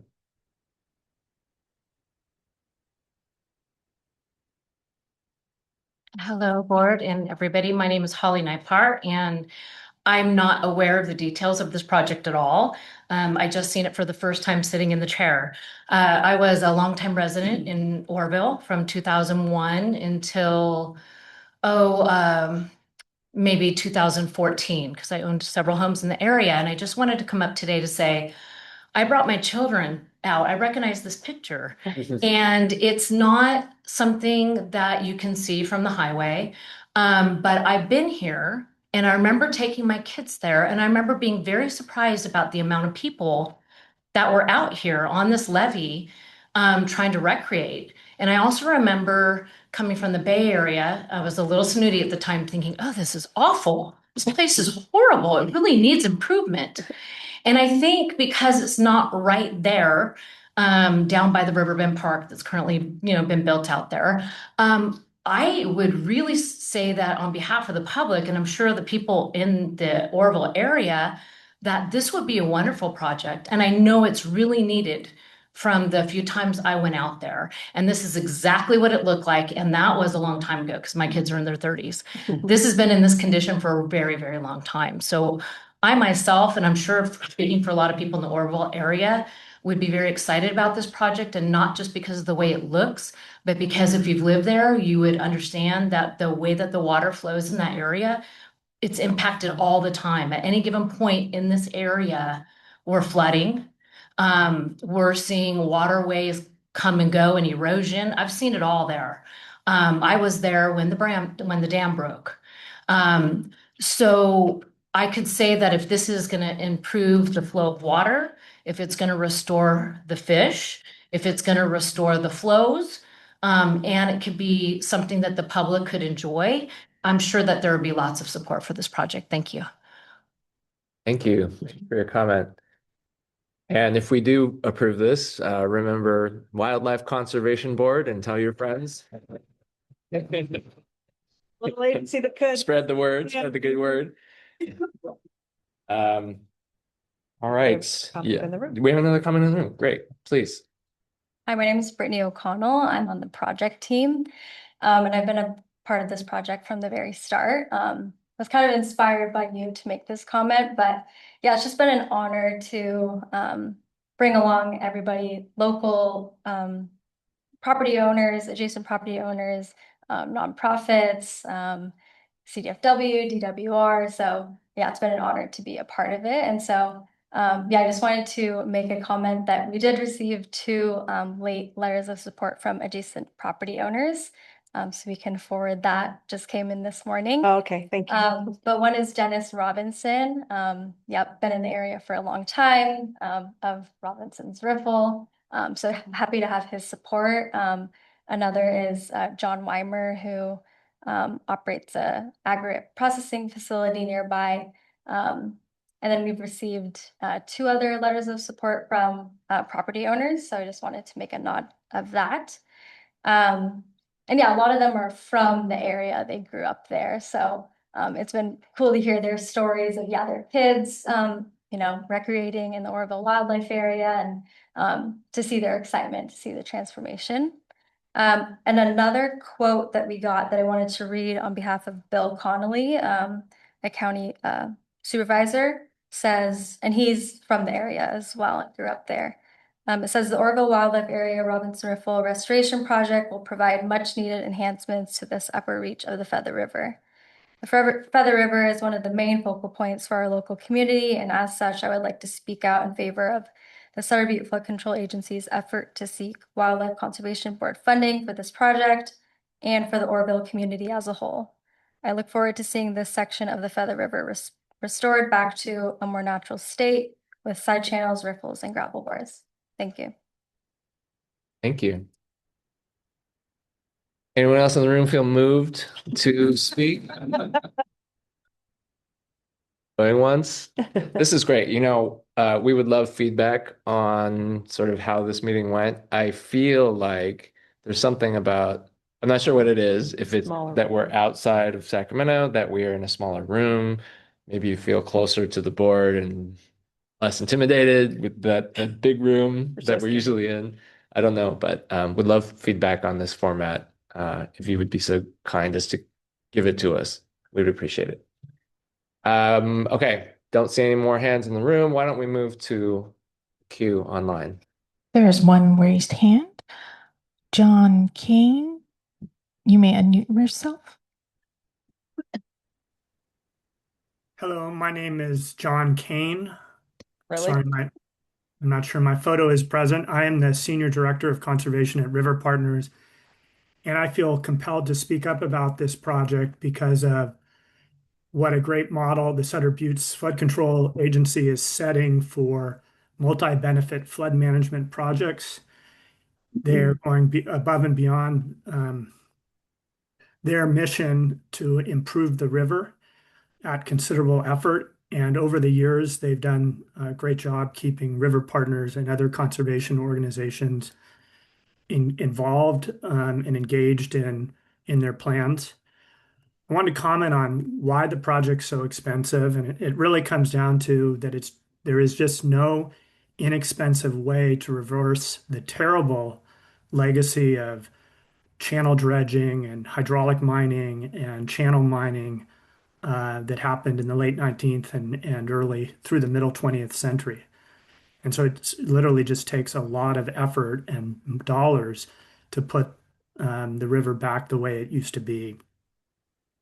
I want the board to know how grateful we are for the investments of the state of California in restoring salmon habitat along the Feather River, and let you know that this project is just part of a larger vision to restore salmon habitat from Oroville Dam down to the confluence of the Feather River with the Sacramento.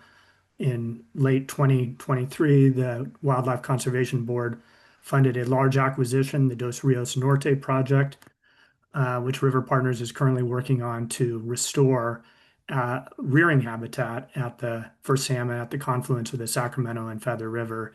So it's really a top to bottom investment in the river, and just very grateful and want to make sure you know what a great job the Sutter Buttes Flood Control Agency is doing. Thank you. Thank you. Anyone else online? There are no raised hands. Okay, we're gonna bring it back up to the board. For board discussion, I have a quick question. I noticed for this project in the last couple, it's all WCB funds and no other sources. Historically, has this area had collaboration in terms of contributing to funding, or it's like a norm for this? You said it's a bigger picture, it's a puzzle. Just wondering about the contributions from other sources.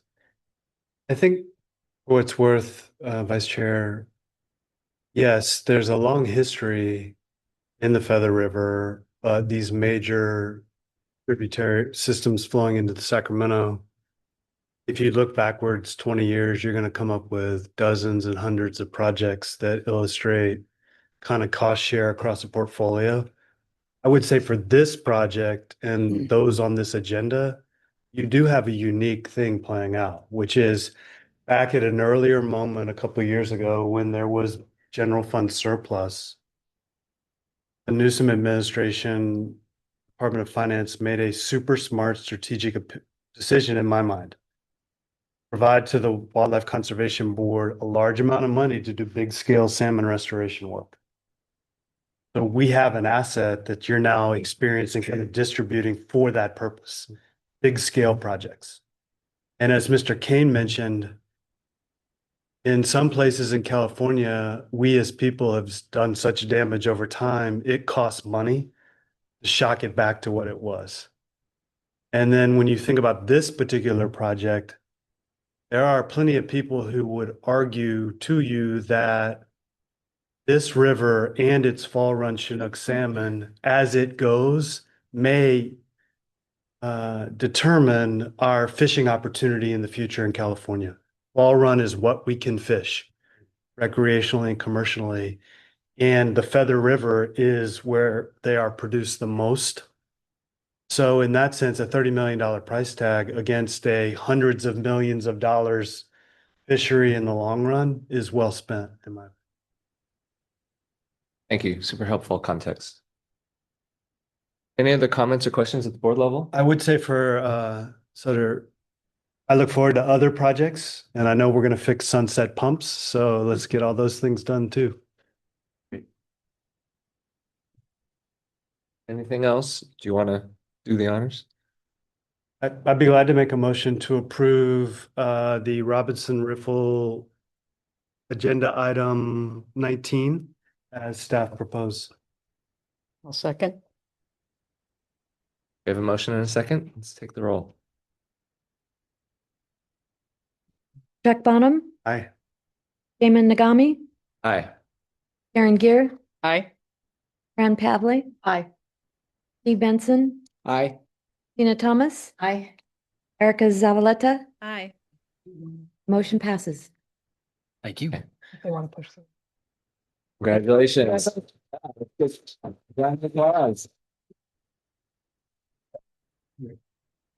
Okay, we are at item 20, and we wanted to just do a quick check. Board. We all want to push through, take a break. How are folks feeling? Is food here? We believe he is on his way to pick We it do up. one more item and take a break, One more, or we yeah. can push through all the way, but. Because I can't find him, that's what I assume. That's fine. Okay, let's do one more. All right. Okay, so we've got James Croft talking about the Meridian Farms fish screen. Good morning. I apologize. I'm doing this right before lunch. I'm really pleased to present another project, as another board member said earlier today, that's another piece of the puzzle for salmonid restoration in the Central Valley. This proposal is to consider the allocation for a grant to Meridian Farms Water Company for a cooperative project with the California Natural Resources Agency and the U.S. Bureau of Reclamation to complete the Meridian Farms Fish Screen project. The project is located on the Sacramento River in the town of Meridian in Sutter County. Total project cost just over $46 million for this one, with a WCB request of $15 million. The purpose of the project is to prevent entrainment of migrating at-risk native fish species at 2 existing unscreened diversions on the Sacramento River by installing 1 new consolidated diversion with state-of-the-art fish screens. The existing unscreened diversions will be decommissioned. Meridian Farms Water Company is a nonprofit mutual water company that provides irrigation water to approximately a little over 9,100 acres of agricultural land, mostly consisting of family-owned farms. Within the district, 3,000 to 4,000 acres of rice are irrigated annually, and approximately 500 acres of rice are flooded during the winter, all of which provides important foraging resources for waterfowl during their winter migrations along the Pacific Flyway. The project will consolidate the unscreened Meridian and Drexler diversions into a new consolidated Meridian diversion equipped with modern fish screens that meet current National Marine Fisheries Service and CDFW fish screen design criteria. This project has consistently been on CDFW's priority water diversions for screening lists and remains one of the larger unscreened diversions on the Sacramento River at 135 CFS. This is a project that, while not creating specific habitat in our traditional restoration sense, makes all of the other habitat upstream and downstream of this location on the Sacramento River safe and available for migrating salmonids, including some of the Battle Creek areas that we saw earlier today. The Meridian and Drexler diversion locations at these 2 sites contain suitable habitat for Central Valley Spring Run Chinook salmon, which are state and federally threatened, and Sacramento River winter run Chinook salmon, which are state and federally endangered. This is the existing Drexler diversion that will be decommissioned as part of the project. Consolidating these 2 water diversions requires additional landside work to be completed within the water delivery system. The project will construct improvements to this main canal to support water delivery to a new Drexler relift pump station. That pump station will deliver water to a pipeline that was constructed in a previous phase of the project, which will continue to provide reliable water supplies to the agricultural lands within the district while preventing entrainment of salmonids within this water delivery system. Staff recommends that the Wildlife Conservation Board approve this project as proposed. Here today to answer any questions you have is Scott Brown of Larson, Wurzel and Associates, representing Meridian Farms Water Company. Thank you. Thanks, James. Do we have any questions first at the board?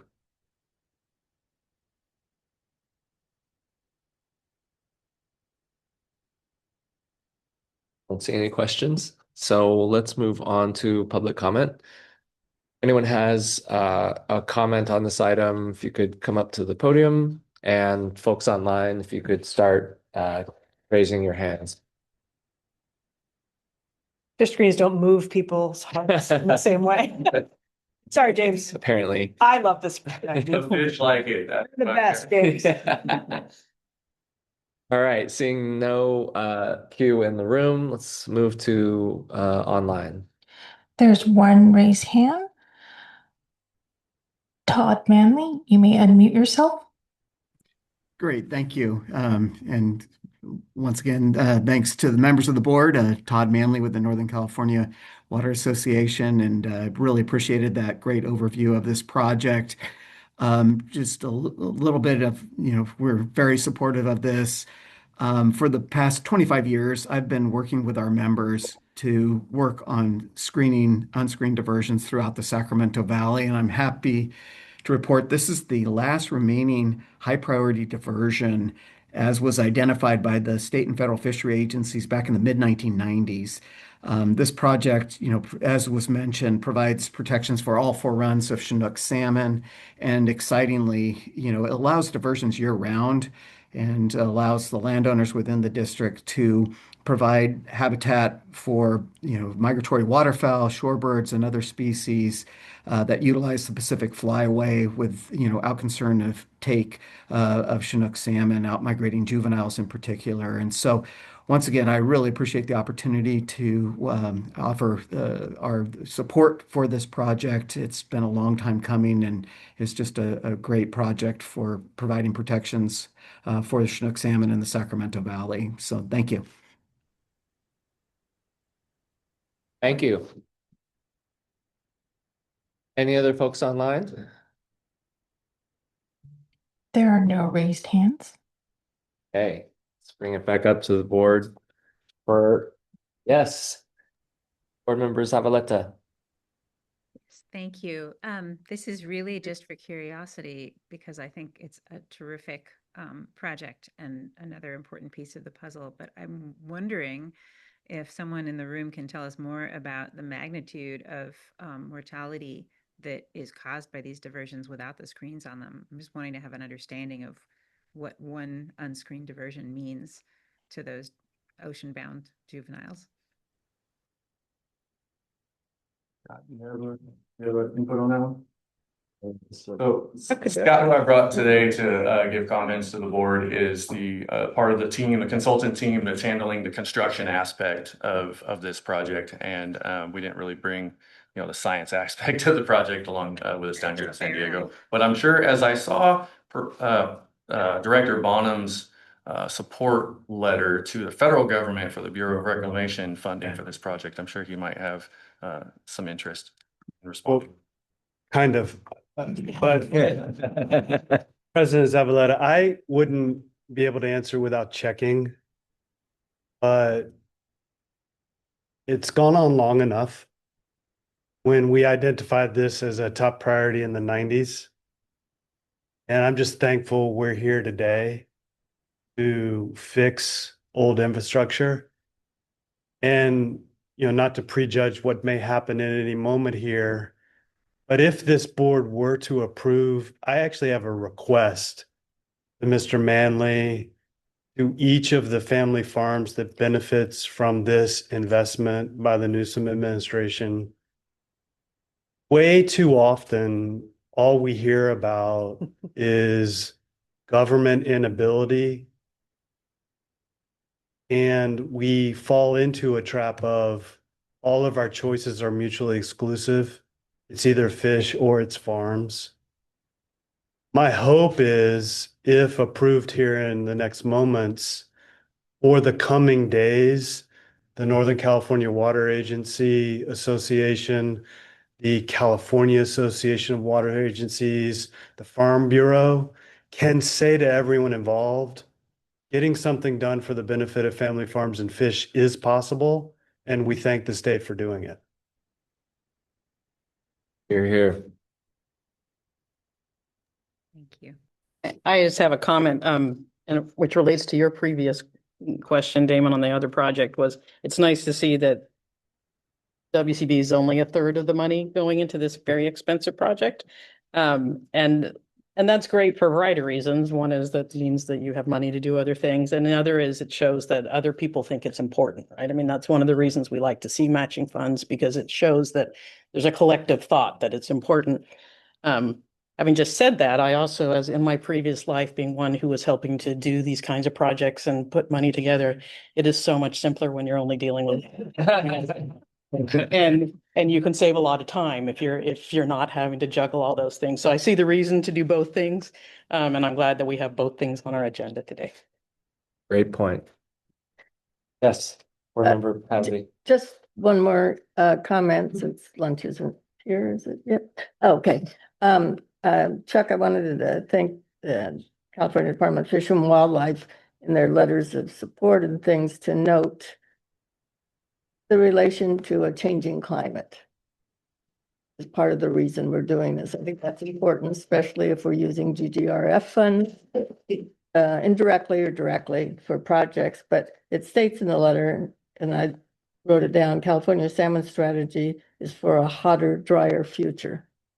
If we want to move forward as a state with adequate water supplies as well as fish populations, this is related to climate strategies and the public support for funding through measures like Proposition 4 or other things that we can articulate that to our friends throughout the state. Because I don't think the connection is clearly made and there's multi-benefits, multiple reasons for doing all this. So thank you for specifically putting it in the CDFW letters. Well said. Great point. Any other board member comments? Okay, I think we're at the point to entertain a motion if someone has one. Make a motion to approve agenda item 20 as proposed by staff in the agenda. Second it. Great. We have a motion and a second. Mary, if you could call the roll, please. Chuck Bonham, Aye. Damon Nagami, Aye. Karen Gear, Aye. Fran Pavley, Aye. Steve Benson, Aye. Tina Thomas, Aye. Erica Zavaleta. Aye. Motion passes. Great. So I think we see at our lunch for the board. Thank you, staff, for setting that up. I think we're going to take a short break. It is 12:07. We give it back by 12:30. Be back by 12:30. Okay, we're going to reconvene Your in lunches are back here. Thank you, everyone. 12:30. So let's take a break. Thank you. Yeah.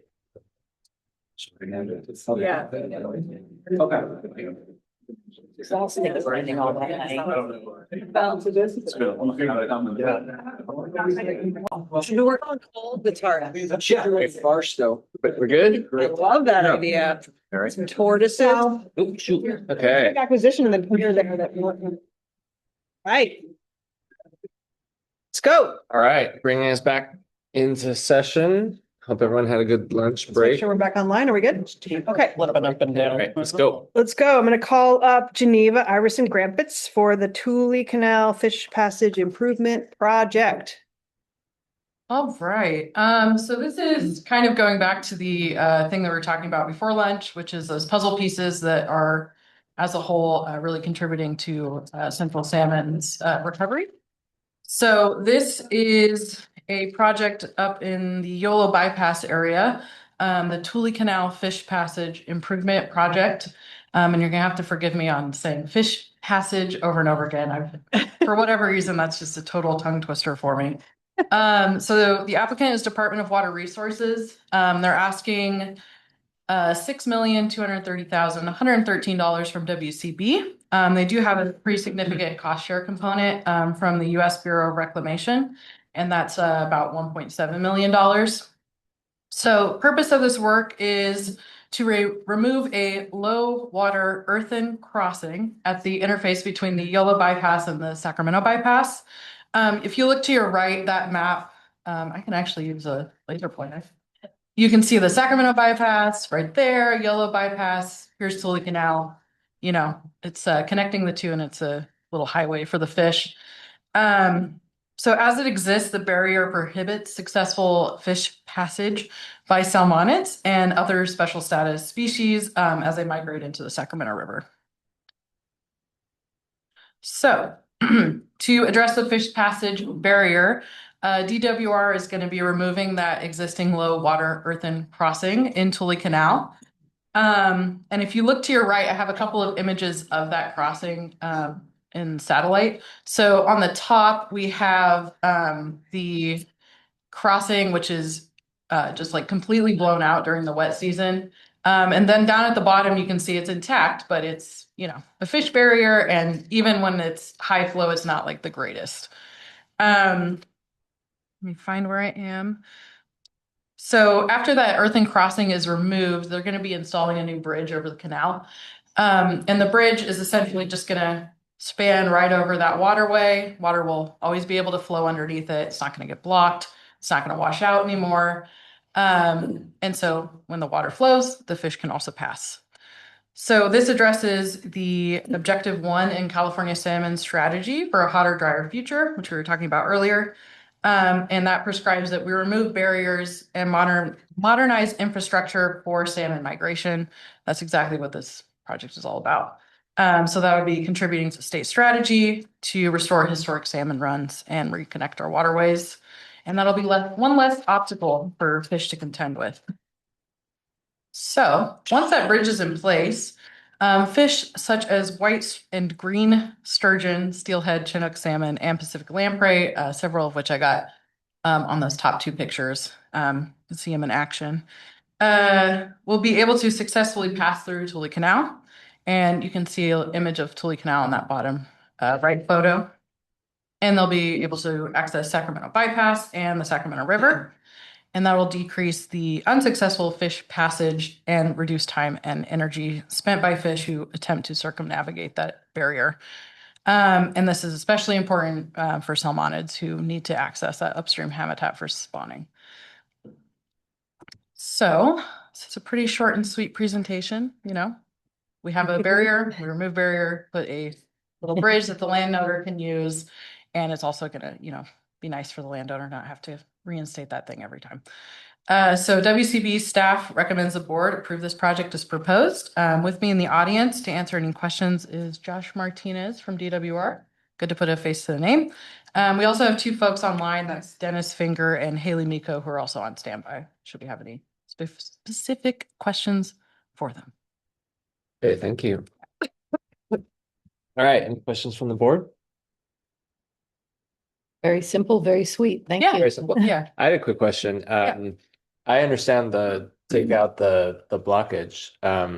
What's the bridge for? So the landowner uses that to access his lands, which he's using for agricultural purposes.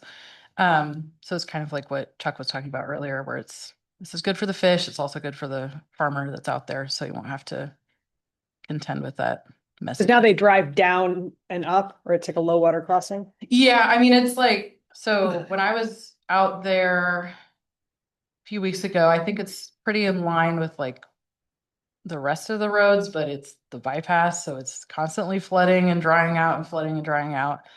Do you have any, I guess, like better explanation? Yeah, you can come on up. I don't put words in your guys' mouth. You're doing fantastic. Josh Martinez with DWR. And it's a really good question. The Tule Canal is the primary drainage for the entire Yola bypass. So 65,000 acres of land drains through this little itty bitty canal. The landowners do use it for both irrigation and drainage. We also have the Colusa Basin drain, about 100,000 acres can drain into the bypass. So there's a lot of inputs in there, but this is a working land, right? So the landowner has a earthen berm. I don't want to mess with your. Oh yeah, we can go back to that satellite image. There we go. Yeah. So you see on this lower image, this is it in a high flow state. So it's been degraded. It's a series of culverts that are oftentimes full of debris and vegetation. The landowner can drive over it, but at the end of each season, when there's a high flow event, they need to rebuild that earthen crossing. And even in this degraded state here, there's got to be a couple of feet of water before we see salmon leaping over. And actually, we've got some pretty compelling evidence of fish flopping across the road, trying to get from up to down or down to up. We know this is a complete barrier for sturgeon under anything but the highest flow events. And I want to remember this whole thing can be underwater up to 7 or 8 feet during big parts of the year where the Yola bypass essentially becomes the Sacramento River, right? This is the main migratory corridor. So there's a huge attraction throughout big parts of the year where these fish are present. And it's really common to see fish coming up a little late once that overflow at the Fremont Weir upstream stops. Fish can be going up this corridor about 30 miles from the connection with the Sacramento River and encounter a dam. I mean, this is literally the last thing before they can get to the river. And we have upstream of this, we have Wallace Weir Fish Rescue Facility, the Fremont Weir Adult Fish Passage Facility, and then tomorrow we're breaking ground on the Big Notch project. I think a lot of folks are aware of that. Congratulations. That's all located upstream of this point here. So this is really the last impediment on the way to our upstream investments. So is the bridge then going to be underwater at times, or are they The gonna bridge is let it- designed to be, yep, it's designed to be underwater when those high flow events come, and then the landowner won't have to rebuild anything. This is on private land, so we don't have to worry about the public getting out there and accessing it, but yep. And it's an open span bridge, so we do have one set of supports down the middle of the channel. But it is not acting like an old dilapidated culvert with some dirt over the top of it. It's an actual true bridge that can handle big rice equipment. Great, thank you. Yep. Any other questions from the board? All right. Let's move on to public comments. We'll start with folks in the room and then move to the online queue. Anyone want to provide public comment in person? Not seeing anyone in the room. How about online? There are no raised hands. Right. We'll bring it back up to the board. Any comments? Seems like a great, straightforward project. I'd be happy to move item, what number are we on? 21. Second. As approved. Down here. And a second. Tina. Chuck Bonham, Aye. Damon Nagami. Aye. Karen Gear, Aye. Fran Pavlik, Aye. Ed Benson, Aye. Tina Thomas, Aye. Erica Zavaleta. Aye. Motion passes. Awesome. Thank you. Thank you. Okay, Adam Ballard, who we don't see present projects very often. Nice to see you, Adam. On the Pickle Meadow restoration, and that is not a typo. There are no pickles happening. Pickles spelled that way. All right, well, thank you, Jen, and members of the board. This proposal is to consider the allocation for an implementation grant to American Rivers for a cooperative project with the Department of Fish and Wildlife, the U.S. Forest Service, and the U.S. Marine Corps to implement a suite of actions to restore approximately 250 acres of mountain meadow and associated aquatic habitats along the West Walker River. Projects located on publicly owned land encompassing portions of the Department of Fish and Wildlife's Pickle Meadow Wildlife Area and the Humboldt-Tyabe National Forest, about 22 miles northwest of Bridgeport in Mono County. Whoop. There we go. Meadows play an outsized and vital role in the health of California's headwaters. Healthy meadows are biodiversity hotspots. They serve as refugia for wildfire, drought, climate change, sequester carbon, attenuate floods, and produce a host of other benefits. Unfortunately, as much as half of the meadows in the Sierra are known or expected to be in an impaired state, which brings us to Pickle Meadow, which is currently in a degraded state due to the effects of multiple stressors, including the placement of fill and riprap, road construction, grazing, and a variety of other actions that have disrupted the natural hydrology of the meadow, accelerated erosion, and reduced habitat quality. Principal among these impacts was the construction of an artificial berm along the West Walker River that occurred following the 1997 floods, which you can see sort of generally outlined in white along the sort of left edge of the photo there. That berm disconnected the West Walker River from its broader alluvial fan and ultimately concentrating flows in the river, expediting erosion and incision downstream. That portion of that artificial berm now serves as a parking lot. You can see the area of white in the upper corner there, which provides recreational access to the Walker River. There we go. The disconnect between the West Walker River and its alluvial fan, coupled with past and ongoing channel incision, have led to the water table being lowered throughout the meadow, leading to drier conditions and reduced wetland function. And additionally, this stretch of the West Walker River is highly simplified. It lacks deep pools, large wood, and other factors that are critically important for native fish and other aquatic organisms. And so you take these things together and you end up at the situation where we've got reduced habitat quality for a variety of important species like willow flycatcher, yellow warbler, and Lahontan cutthroat trout, to name a few. And as climate change continues to increase, we're going to see increased frequencies of drought, extreme precipitation events. So restoring natural hydrology in places like Pickle Meadow are critical for improving resilience and buffering the landscape against future disturbances. So the project's going to implement a pretty broad suite of actions to restore Pickle. First among these is removal of that artificial berm that I described and recontouring the area to help allow a portion of the flows out of the West Walker to get onto the historic alluvial fan. They're going to be installing a suite of in-stream structures. So you can think of large wood, boulder clusters, those types of things in the West Walker to increase hydraulic complexity, help capture wood as it's moving through the system, and overall improve aquatic habitat. They're going to be installing some wildlife-friendly fencing around a, whoa. Some wildlife-friendly fencing around a spring adjacent to the meadow, as well as realigning an existing fence, which will help keep cattle out of the spring, but also out of the new alluvial fan reconnection areas.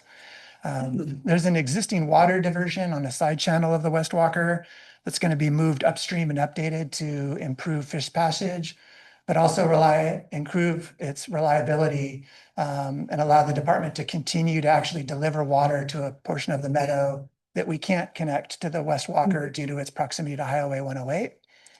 And then there's going to be some recreational access improvements, principally moving the parking lot closer to Highway 108, downsizing it so it's sort of more appropriate for level of use, making it ADA compliant, and also realigning a trail down to the West Walker to continue to provide that access for recreational use.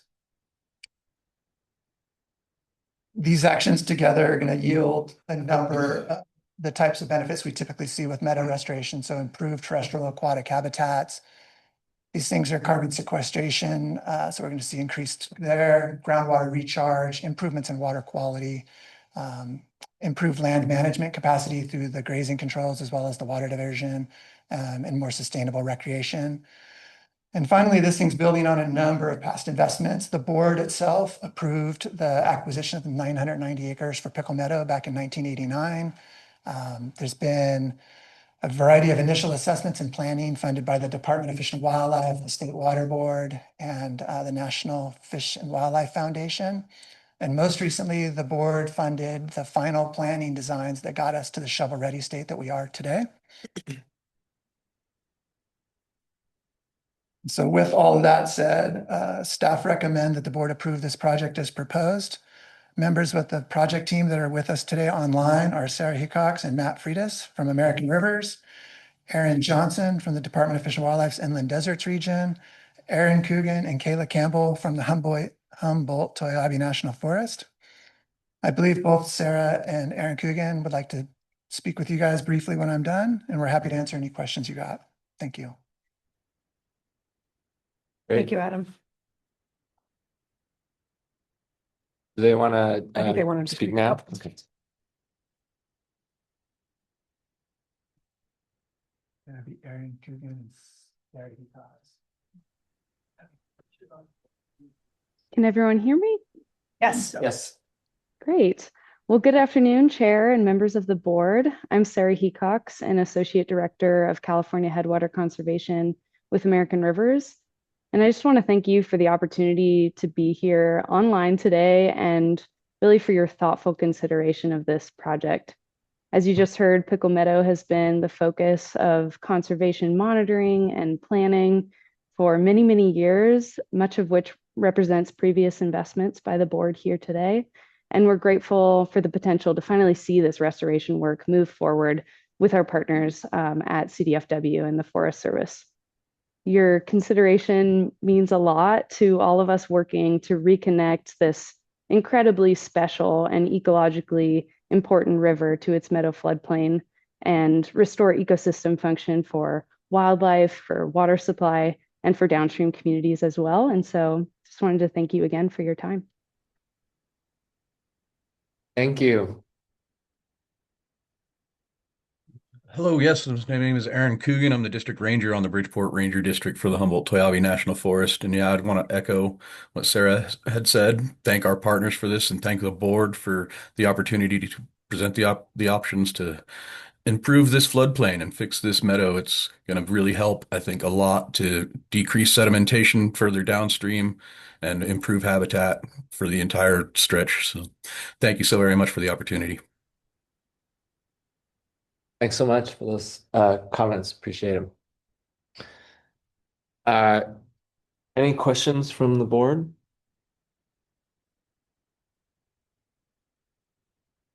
All right. Don't see any questions, so we'll move on to public comments, starting in the room. If anyone online would like to provide comments, if you could raise your hand. Anyone in the room provide public comment at this time, this item? Not seeing anyone, so how about online? There are no raised hands. Right. Straightforward. Let's move it back up to the board for discussion. Any comments? I had a question for Jen. A lot of these projects, this one too, probably fits in nicely with the 30 by 30. Oh, for sure. Which is a I would say that everything WCB does is pro 30 by 30. but the accumulation and the totals actually might be impressive from this. Fun fact, Member Pavley, I think at our next board meeting, WCB is gonna break the 2 million acre. We're gonna get to 2 million acres we've conserved since in our 78-year history. So there might be some confetti or something exciting when we hit. Or a cake with 2 Which million. project you are, whoever's first in queue, but we're getting close. But yeah, totally.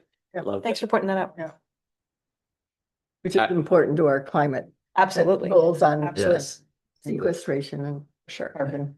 I'll just say thank you for reminding us of the history, the long history of the project. To hear that some of the property was acquired in 1989, to be here today sort of builds on just so many decisions that were made over a long time. And it's just a privilege and humbling to be here at the spot where a lot of it comes to fruition. So just really cool to be part of that. I'll move approval. Awesome. Second? All right, we have a motion and a second. Chuck Bonham. Aye. Damon Nagami. Aye. Aaron Gear. Aye. Fran Pavley. Aye. Steve Benson. Aye. Tina Thomas. Aye. Erica Zavalete. Aye. Motion passes. Right, thank you so much. Congratulations. All right. Has to be. Yeah. Next, we have Don Crocker presenting on the Western Goleta Slough Tidal Restoration Design. Great, thank you, Jen. This proposal is to consider the allocation for a grant to the University of California, Santa Barbara to conduct hydrologic and hydraulic studies that will inform the design of a tidal restoration project for portions of Goleta Slough that will reconnect up to 18 acres of estuary wetlands and the development of a restoration plan for 62 acres of upland, emergent wetland, and tidal wetland habitats located on university property in CDFW's Goleta Slough Ecological Reserve in the city of Goleta in Santa Barbara County. Next slide, please. Oh, sorry. Yeah, it's like just the old one. The project site is located in the historic extent of the western arm of Goleta Slough. This area was once part of mosaical wetlands along the south coast that contained estuarine and riparian habitat. Unfortunately, urban and agricultural development in the region has greatly diminished these habitat types, and the remnant tidal wetlands are now fragmented and only cover a fraction of their original extent. This has led to many of the plants and animals that depend on this habitat to be listed as threatened and endangered. Western Goleta Slough has been isolated from tidal connection and wetland function since the 1920s, when berms, drainage ditches, and a tide gate were installed to convert the salt marsh to upland grazing. The pictures here are the infrastructure that were installed to basically dry the land and turn it into grazing land and upland habitat. This impact was further compounded by the increased fragmentation of the habitat by development of roads, buildings, and construction of the Santa Barbara Airport.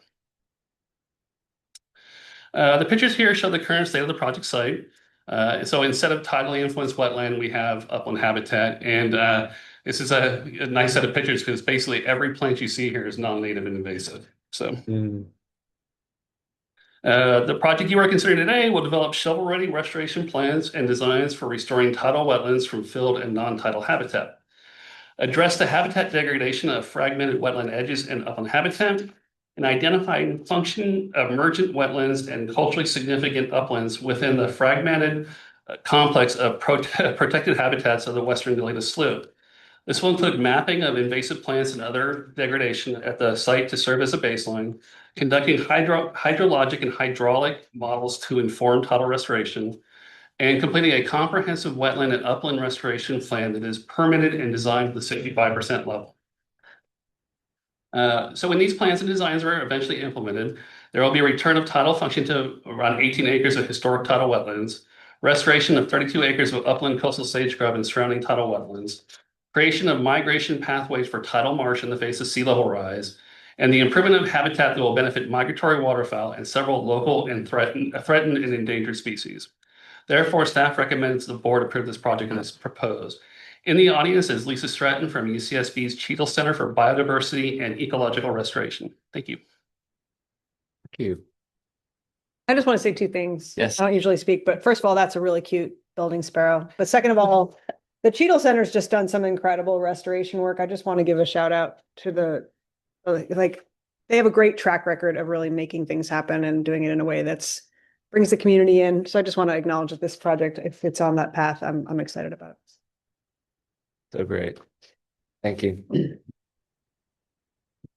Questions from the board? I actually have a question because I have a vague recollection, and you might know the answer to this, of there being some concerns with past restoration with the airport and bird strike hazards by, increasing waterfowl usage out there. So as the airport, I presume they're involved in this planning effort, so you can deal with, I think it was the first time I ever heard about the BASH team, the bird area air strike. Bird air strike hazard. Yes. Yeah, a study was done probably about 10 years ago, where the airport had to mitigate for new side runways and things. And there's a lot of these fragmented wetlands within the tidal portion of the slough that are bermed off. And so they did a huge bird study comparing a bermed off one that pools water for like the whole winter versus the tidal ones, which are in and out tidal. And they found that the bermed off ones support the ducks and the geese that fly from there across the main runway to Lake Los Carneros as their alternative habitat. And they are the big bird strike hazard. But when it restored some to tidal, that was mostly shorebirds who are going to the beach and not over the primary runway. So they are fully in favor of turning bermed wetlands into tidal wetlands. They see the benefits of that. Thank you. Great question. Can you introduce yourself? Sorry, my name is Lisa Stratton. I'm the Director of Ecosystem Management at the Cheadle Center for Biodiversity and Ecological Restoration at UCSB. Excellent. Thank you for being here. Any other questions at the board? Quick question, $237,000 for environmental review. What's that all about? Just to do process CEQA, do all the permitting and environmental review. It's just, if we want to bring this project to be shovel ready, we need to go through all that. It involves hiring, consultants and things like that. Doing an EIR, or are they going to do a, no? It will be determined if it's an MND. It's likely an MND, but it's, a subset of the EIR process. Right. Yeah. You heard of the statutory exemption for restoration projects under CEQA? Yeah. So we that's a good definitely one. be trying to That's why. work through that if possible. Yeah. If that happens, we'll get money back. Good. Yes. So you know. Any other questions? All right, seeing none, we'll move to public comment. We'll start with comments in the room, then we'll go online. If folks online would like to start queuing up, that'd be great. Anyone in the room like to provide comment on this item? It's going twice. Don't see anyone. So how about online? There are no raised hands. Yoki. All right, coming back up to the board for comments. Thoughts? Great project. No, I'd like to thank Senator Lamone and Assemblymember Hart for sending in letters of support, because I'm always curious what the Yeah. legislators think, and I know they've been supportive of that. Sacramento also had an issue with restoration near their runways, how it affect birds and flight patterns. That so it's an ongoing. Sounds like it's being resolved. So thank you for that presentation. I look forward to the project. Do you want to move it? Sure, I can move that. I'll second it. Motion and a second. And the roll, please, Mary. Beck Bonham, Aye. Damon Nagami. Aye. Aaron Garrett, Aye. Fran Pavlik, Aye. Dee Benson. Aye. Tina Thomas. Aye. Erica Zavaleta. Hi. Motion passes. Great, thank you. Thank you very much. Okay, so you may have noticed that we reversed order because we're in the south. We went from north to south so the travelers could go home. So we're ending on a San Diego project. Don Crocker, the Choyas Creek at Federal Boulevard Riparian Restoration Augmentation Project. Long title. Yes. We agreed to have shorter titles. Never mind. It's an augmentation, so I had to stick with Just it. mess with Yeah, okay, sorry. Yeah. Too much inside baseball there. So this proposal is to consider the allocation for an augmentation of a grant to Groundwork San Diego Choyas Creek that will cover increases in the construction costs of a cooperative project with the California the California Natural Resource Agency, the California Department of Water Resources, and the City of San Diego to remove a concrete channel and restore riparian habitat on Choyas Creek in the City of San Diego. The project is located in an area that is ranked in the 86th percentile of the economically disadvantaged communities according to EnviroScreen. And this project will restore a riparian corridor in an urban area that lacks green space. It's a highly developed area you'll see from pictures later. And it's a necessary precursor to the development of a planned pedestrian trail that will link nearby disadvantaged communities to local parks. The project was originally approved for funding in August 2021, but significant cost increase due to the COVID pandemic's impact on the global supply chain and other inflationary pressures have prevented work from starting. The grantee has been able to secure an additional $2.47 million from other project partners, but additional funding from the WCB is still necessary to ensure the project can be successfully completed. So here's the urbanized area I was talking about. So the project is located along Choyas Creek, near Federal Boulevard in the community of City Heights. And again, it's extremely urbanized and there are basically very little habitat in the area. The only sort of green space you can really see right there is some baseball fields and a cemetery. Not much going on there. So along with destroying the habitat when they channelize the creek, the concrete lining also does not allow water to infiltrate, which contributes to local stormwater quality issues, and it currently does not withstand a 100-year flood event. The area is also an impediment for pedestrians who would like to be able to walk to recreational amenities in the neighborhood. And yeah, here's beautiful Choyas Creek. These photos were taken at the project site. As you can see, the creek has been completely channelized. The banks have been hardened, and what little vegetation there is dominated by non-native invasive species. The project will improve Choyas Creek by removing the concrete channel and reducing the slope of the creek's banks, expanding the depth and width of the channel, and installing a soft cobble line bottom that will improve flood control and water quality in the area. The project will then restore the habitat value of the riparian corridor along the newly naturalized creek by installing native plants and tree species appropriate to the region and planting native trees along the upper bank. When completed, approximately 2,000 linear feet of Choyas Creek will be dechannelized. 5 acres of native riparian habitat will be restored, and there will be improvements to water quality and flood control, and a line of native trees around 3,000 feet long will be installed along the bank. Therefore, staff recommends the board adopt the written findings and approve this project as proposed. In the audience, online audience is Leslie Reynolds, Executive Director of Groundwork San Diego Choyas Creek. Thank you. Thank you, Don. Let's bring it to the board for questions. A quick question. I already referenced this project. I think these urban waterway projects are incredibly important. I'm glad we're funding them. I'm glad you brought it back. Folks brought it back if it needs more an augmentation. What is the nature of so there were some supply chain issues during COVID. Like, what are the materials or like a little bit more specifics about what the overruns were? Right. So it's heavily reliant on concrete and steel, and both of those were all sort of impacted. I mean, they're global commodities, and so when the price went up, and it was something. So the price went up, and when the price went up, they didn't have the money to start, and so time compounded it. And so basically, we're looking over 5 years with the inflation and the time factor is almost double.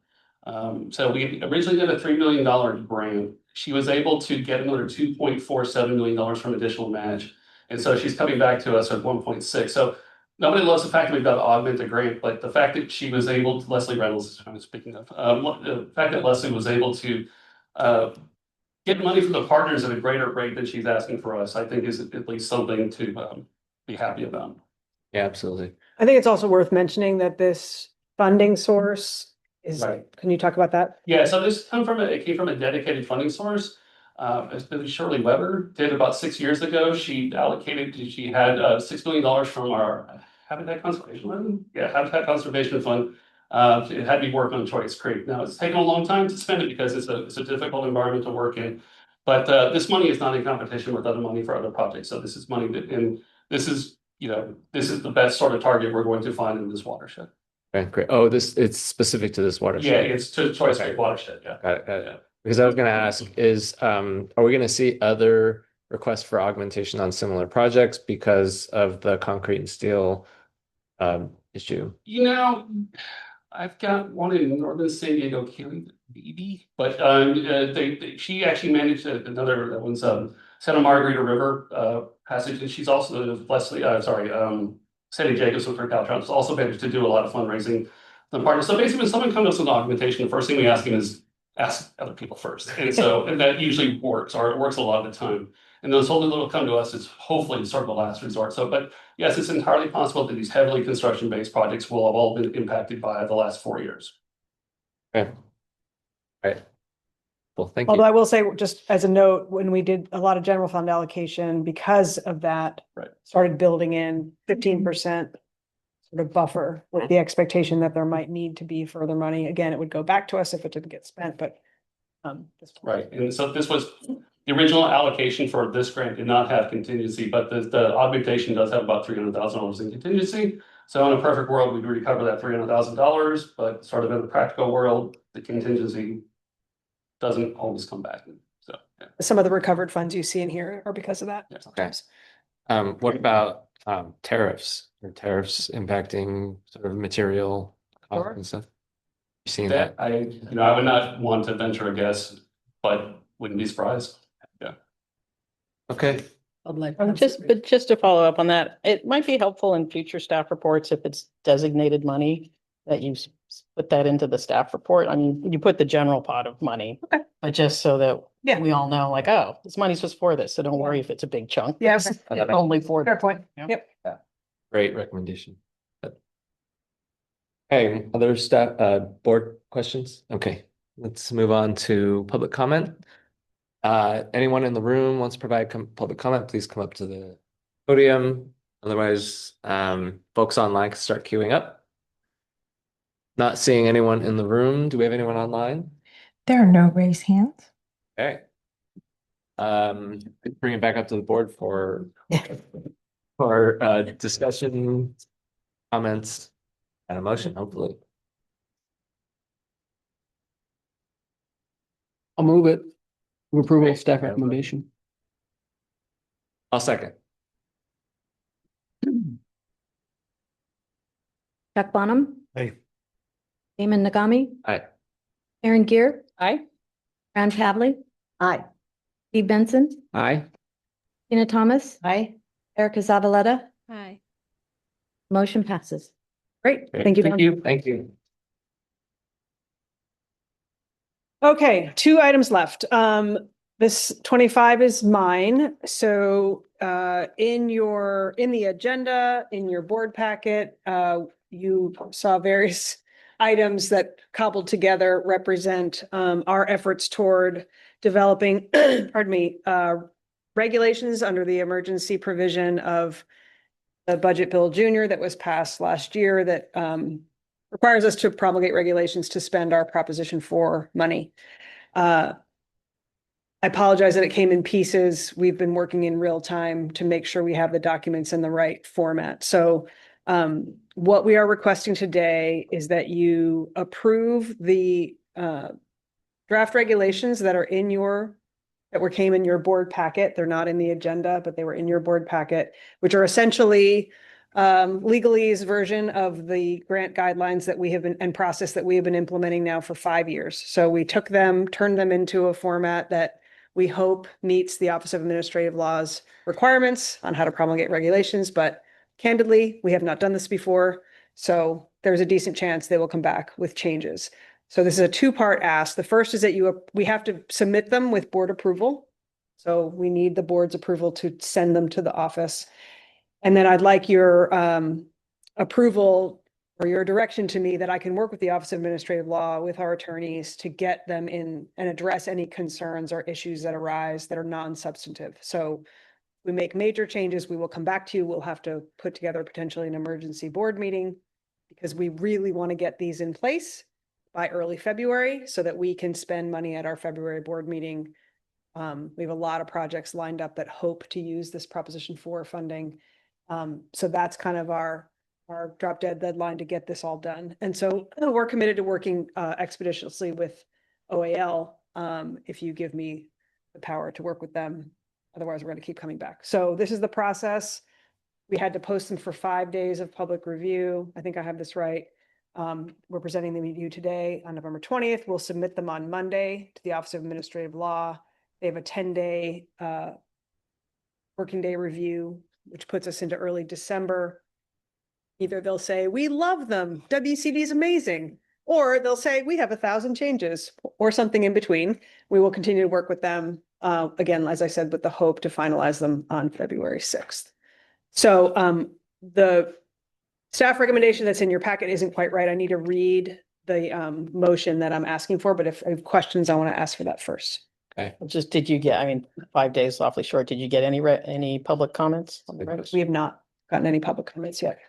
Say that again. We've not received any public comments on what has been posted thus far. We did send it to our entire listserv, which is 1,000 people, I had to guess. What's the plan B if there is substantive changes? If there are substantive changes that the Office of Administrative Law requires another board approval for, we will have to convene at least a quorum to reapprove, which would be, I presume, in January. Okay. We would not expect all of you to travel, but we would want at least 4 of you to get that step done. I will tell you that, we're fairly committed to maintaining the process that you have seen and you have worked with for 5 years. So they may say they're substantive, we may disagree. We're going to hew very closely to the process that we have. It's just a matter of how much definition or how much detail needs to be put into the regulation versus what sort of remains not in regulation. And that's the sweet spot we're trying to find. Colin, do you want to add anything that I missed? No, I just I do want to give a special thanks to Kristen Vlavianos. Yes, thank you. There, I was going to do that. Another one of our attorneys, and Ann Malcolm, who's a retired annuitant attorney. The two of them, I would say, drafted 99% of the regulations before you today. And Kristen was navigating jury duty at the same time. As well as her existing. I just want to shout out to Kristen. At one point, she said, I kind of like this. And we thought, you're not like us. Okay. Anyway, any other questions from you? Yeah, go ahead. Not a question, but just an observation. I noticed that on the website, along with the regs, there is a finding of emergency. The amendment that was added to Prop 4 actually specifies that a state agency is hereby exempt from the requirements of describing the need for an emergency. Like the statute itself declares that we don't have if to you do do this process, it is an emergency, and our Office of Administrative Law has to treat it as such. Yes. And so I don't think you have to do that part, but yeah, it's really a finding of emergency as well as what's a NOPA, and I forget what NOPA stands for, but despite the fact that there's a declared emergency in statute, OAL still requires us to identify that there's an emergency and that we're exempt, or that we can go through that process. It's A lot of it's There's a shocking amount of process. circularity in this entire process, but I'd be interested in the rationale because it actually states in here that the Office of Administrative Law has to consider it already an emergency. So Yeah, and they require us to submit that to them. to assert that. Yeah. Could be like wildfires. Yeah, for the benefit of just the public, can someone explain sort of the nature of the emergency for behind the regulations Well, or behind the so Prop 4 was passed and there was a budget trailer bill that identified that guidelines or selection criteria to implement Prop 4 needed to go through the emergency regulation process. So it Can I amend that? It said, if you need regulations to implement, if you need regulations, you can use the e-regs process. Yes. And so in essence, the legislature said you go through the emergency regulation process rather than the typical OAL regulatory process, which is a more streamlined, quick process. it just essentially is the legislature declaring that it finds that implementation of Prop 4 is necessary for public peace, health, safety, and general welfare. Oh, thank you. Thank you. Perfect. Well, the To legislature. make money fast. Yeah. Yeah, I mean, it was for climate change, so yeah. Will the legislature have to approve this? No. No, it's the Office of Administrative Law. Okay. The power shifts to them. And you also said, in your view, the regulatory document is a restatement of the standard of practice we've been implementing here already at the board. Correct. And just for history, for the public, for you all, this is before my time, but so Colin can correct me, but in the past, we had multiple funding streams. They were all, by and large, came through propositions, various ones, 150, 68. And we used to run individual solicitations for each one and from individual programs within them, which became untenable. All of those regulations were actually exempt from the Administrative Procedures Act through the bond acts that were passed them. About 4 or 5 years ago, in line with Coastal Conservancy, we collapsed all of those into one process that allows people to submit a pre-application that we screen. We look for funding sources across our array, which I think I've told you in the past, we're tracking something like 50 individual funding sources when you think about all the little earmarks and subcategories. So we look for the money. We look to see if this project has a high likelihood of being successful in front of you all. And then we go back and ask for a full application. Those guidelines and that process has been described on our website for 4 or 5 years. So what these regulations represent is a distillation of that process and then how we score and how we bring to you and how you decide in as much of a streamlined but totally bureaucratic set of words, but it's a distillation of that. Any questions? Well, they look like regulations now. They've got the section symbol and the numbers, and the subsections and all that. Good job, Kristen. Excellent. Okay. No other questions? What's the process? Okay, so I'm going to read you my staff recommendation because it is different than what is there, and I want to get the words right. Okay. So staff recommends that the board approve this action item as proposed, that the board direct the executive officer to determine if additional non-substantive conforming modifications to the regulations are appropriate and to take action to finalize the regulation, including whether to present the regulation to the board for further consideration. If warranted, authorize staff to enter into appropriate agreements necessary to accomplish this action item and authorize staff to proceed substantially as planned. So moved. I'll second. Moved, I'm sorry. Thomas. Tina and Damon.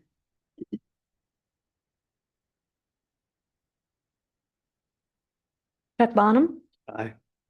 Damon Nagami. Aye. Karen Gear. Aye. Ron Pavlik, Aye. Stephen Benson, Aye. Tina Thomas, Aye. Erica Zavaleta. Aye. Motion passes. Thank you all. Appreciate that. Okay, Thank you all. last item. Thanks for that. Okay, our last item is item 26, public forum for items not on the agenda. If there is anything that any member of the public would like to address that was not on today's agenda, now would be the time. So please indicate in the room if you're here, and online if you could raise hands, that would be great. In the room, going once, going twice. I do not see any hands in the room. How about online? There are no raised hands. Okay, that closes the public forum. We're done. Use the gavel. Oh, awesome. Oh, yeah, so we are going on tour. You can gavel us out.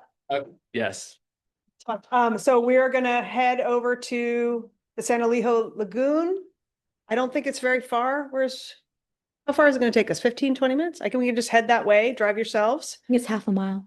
Half a mile, okay. I'm pretty sure. I'd say let's convene there in, by 1:45.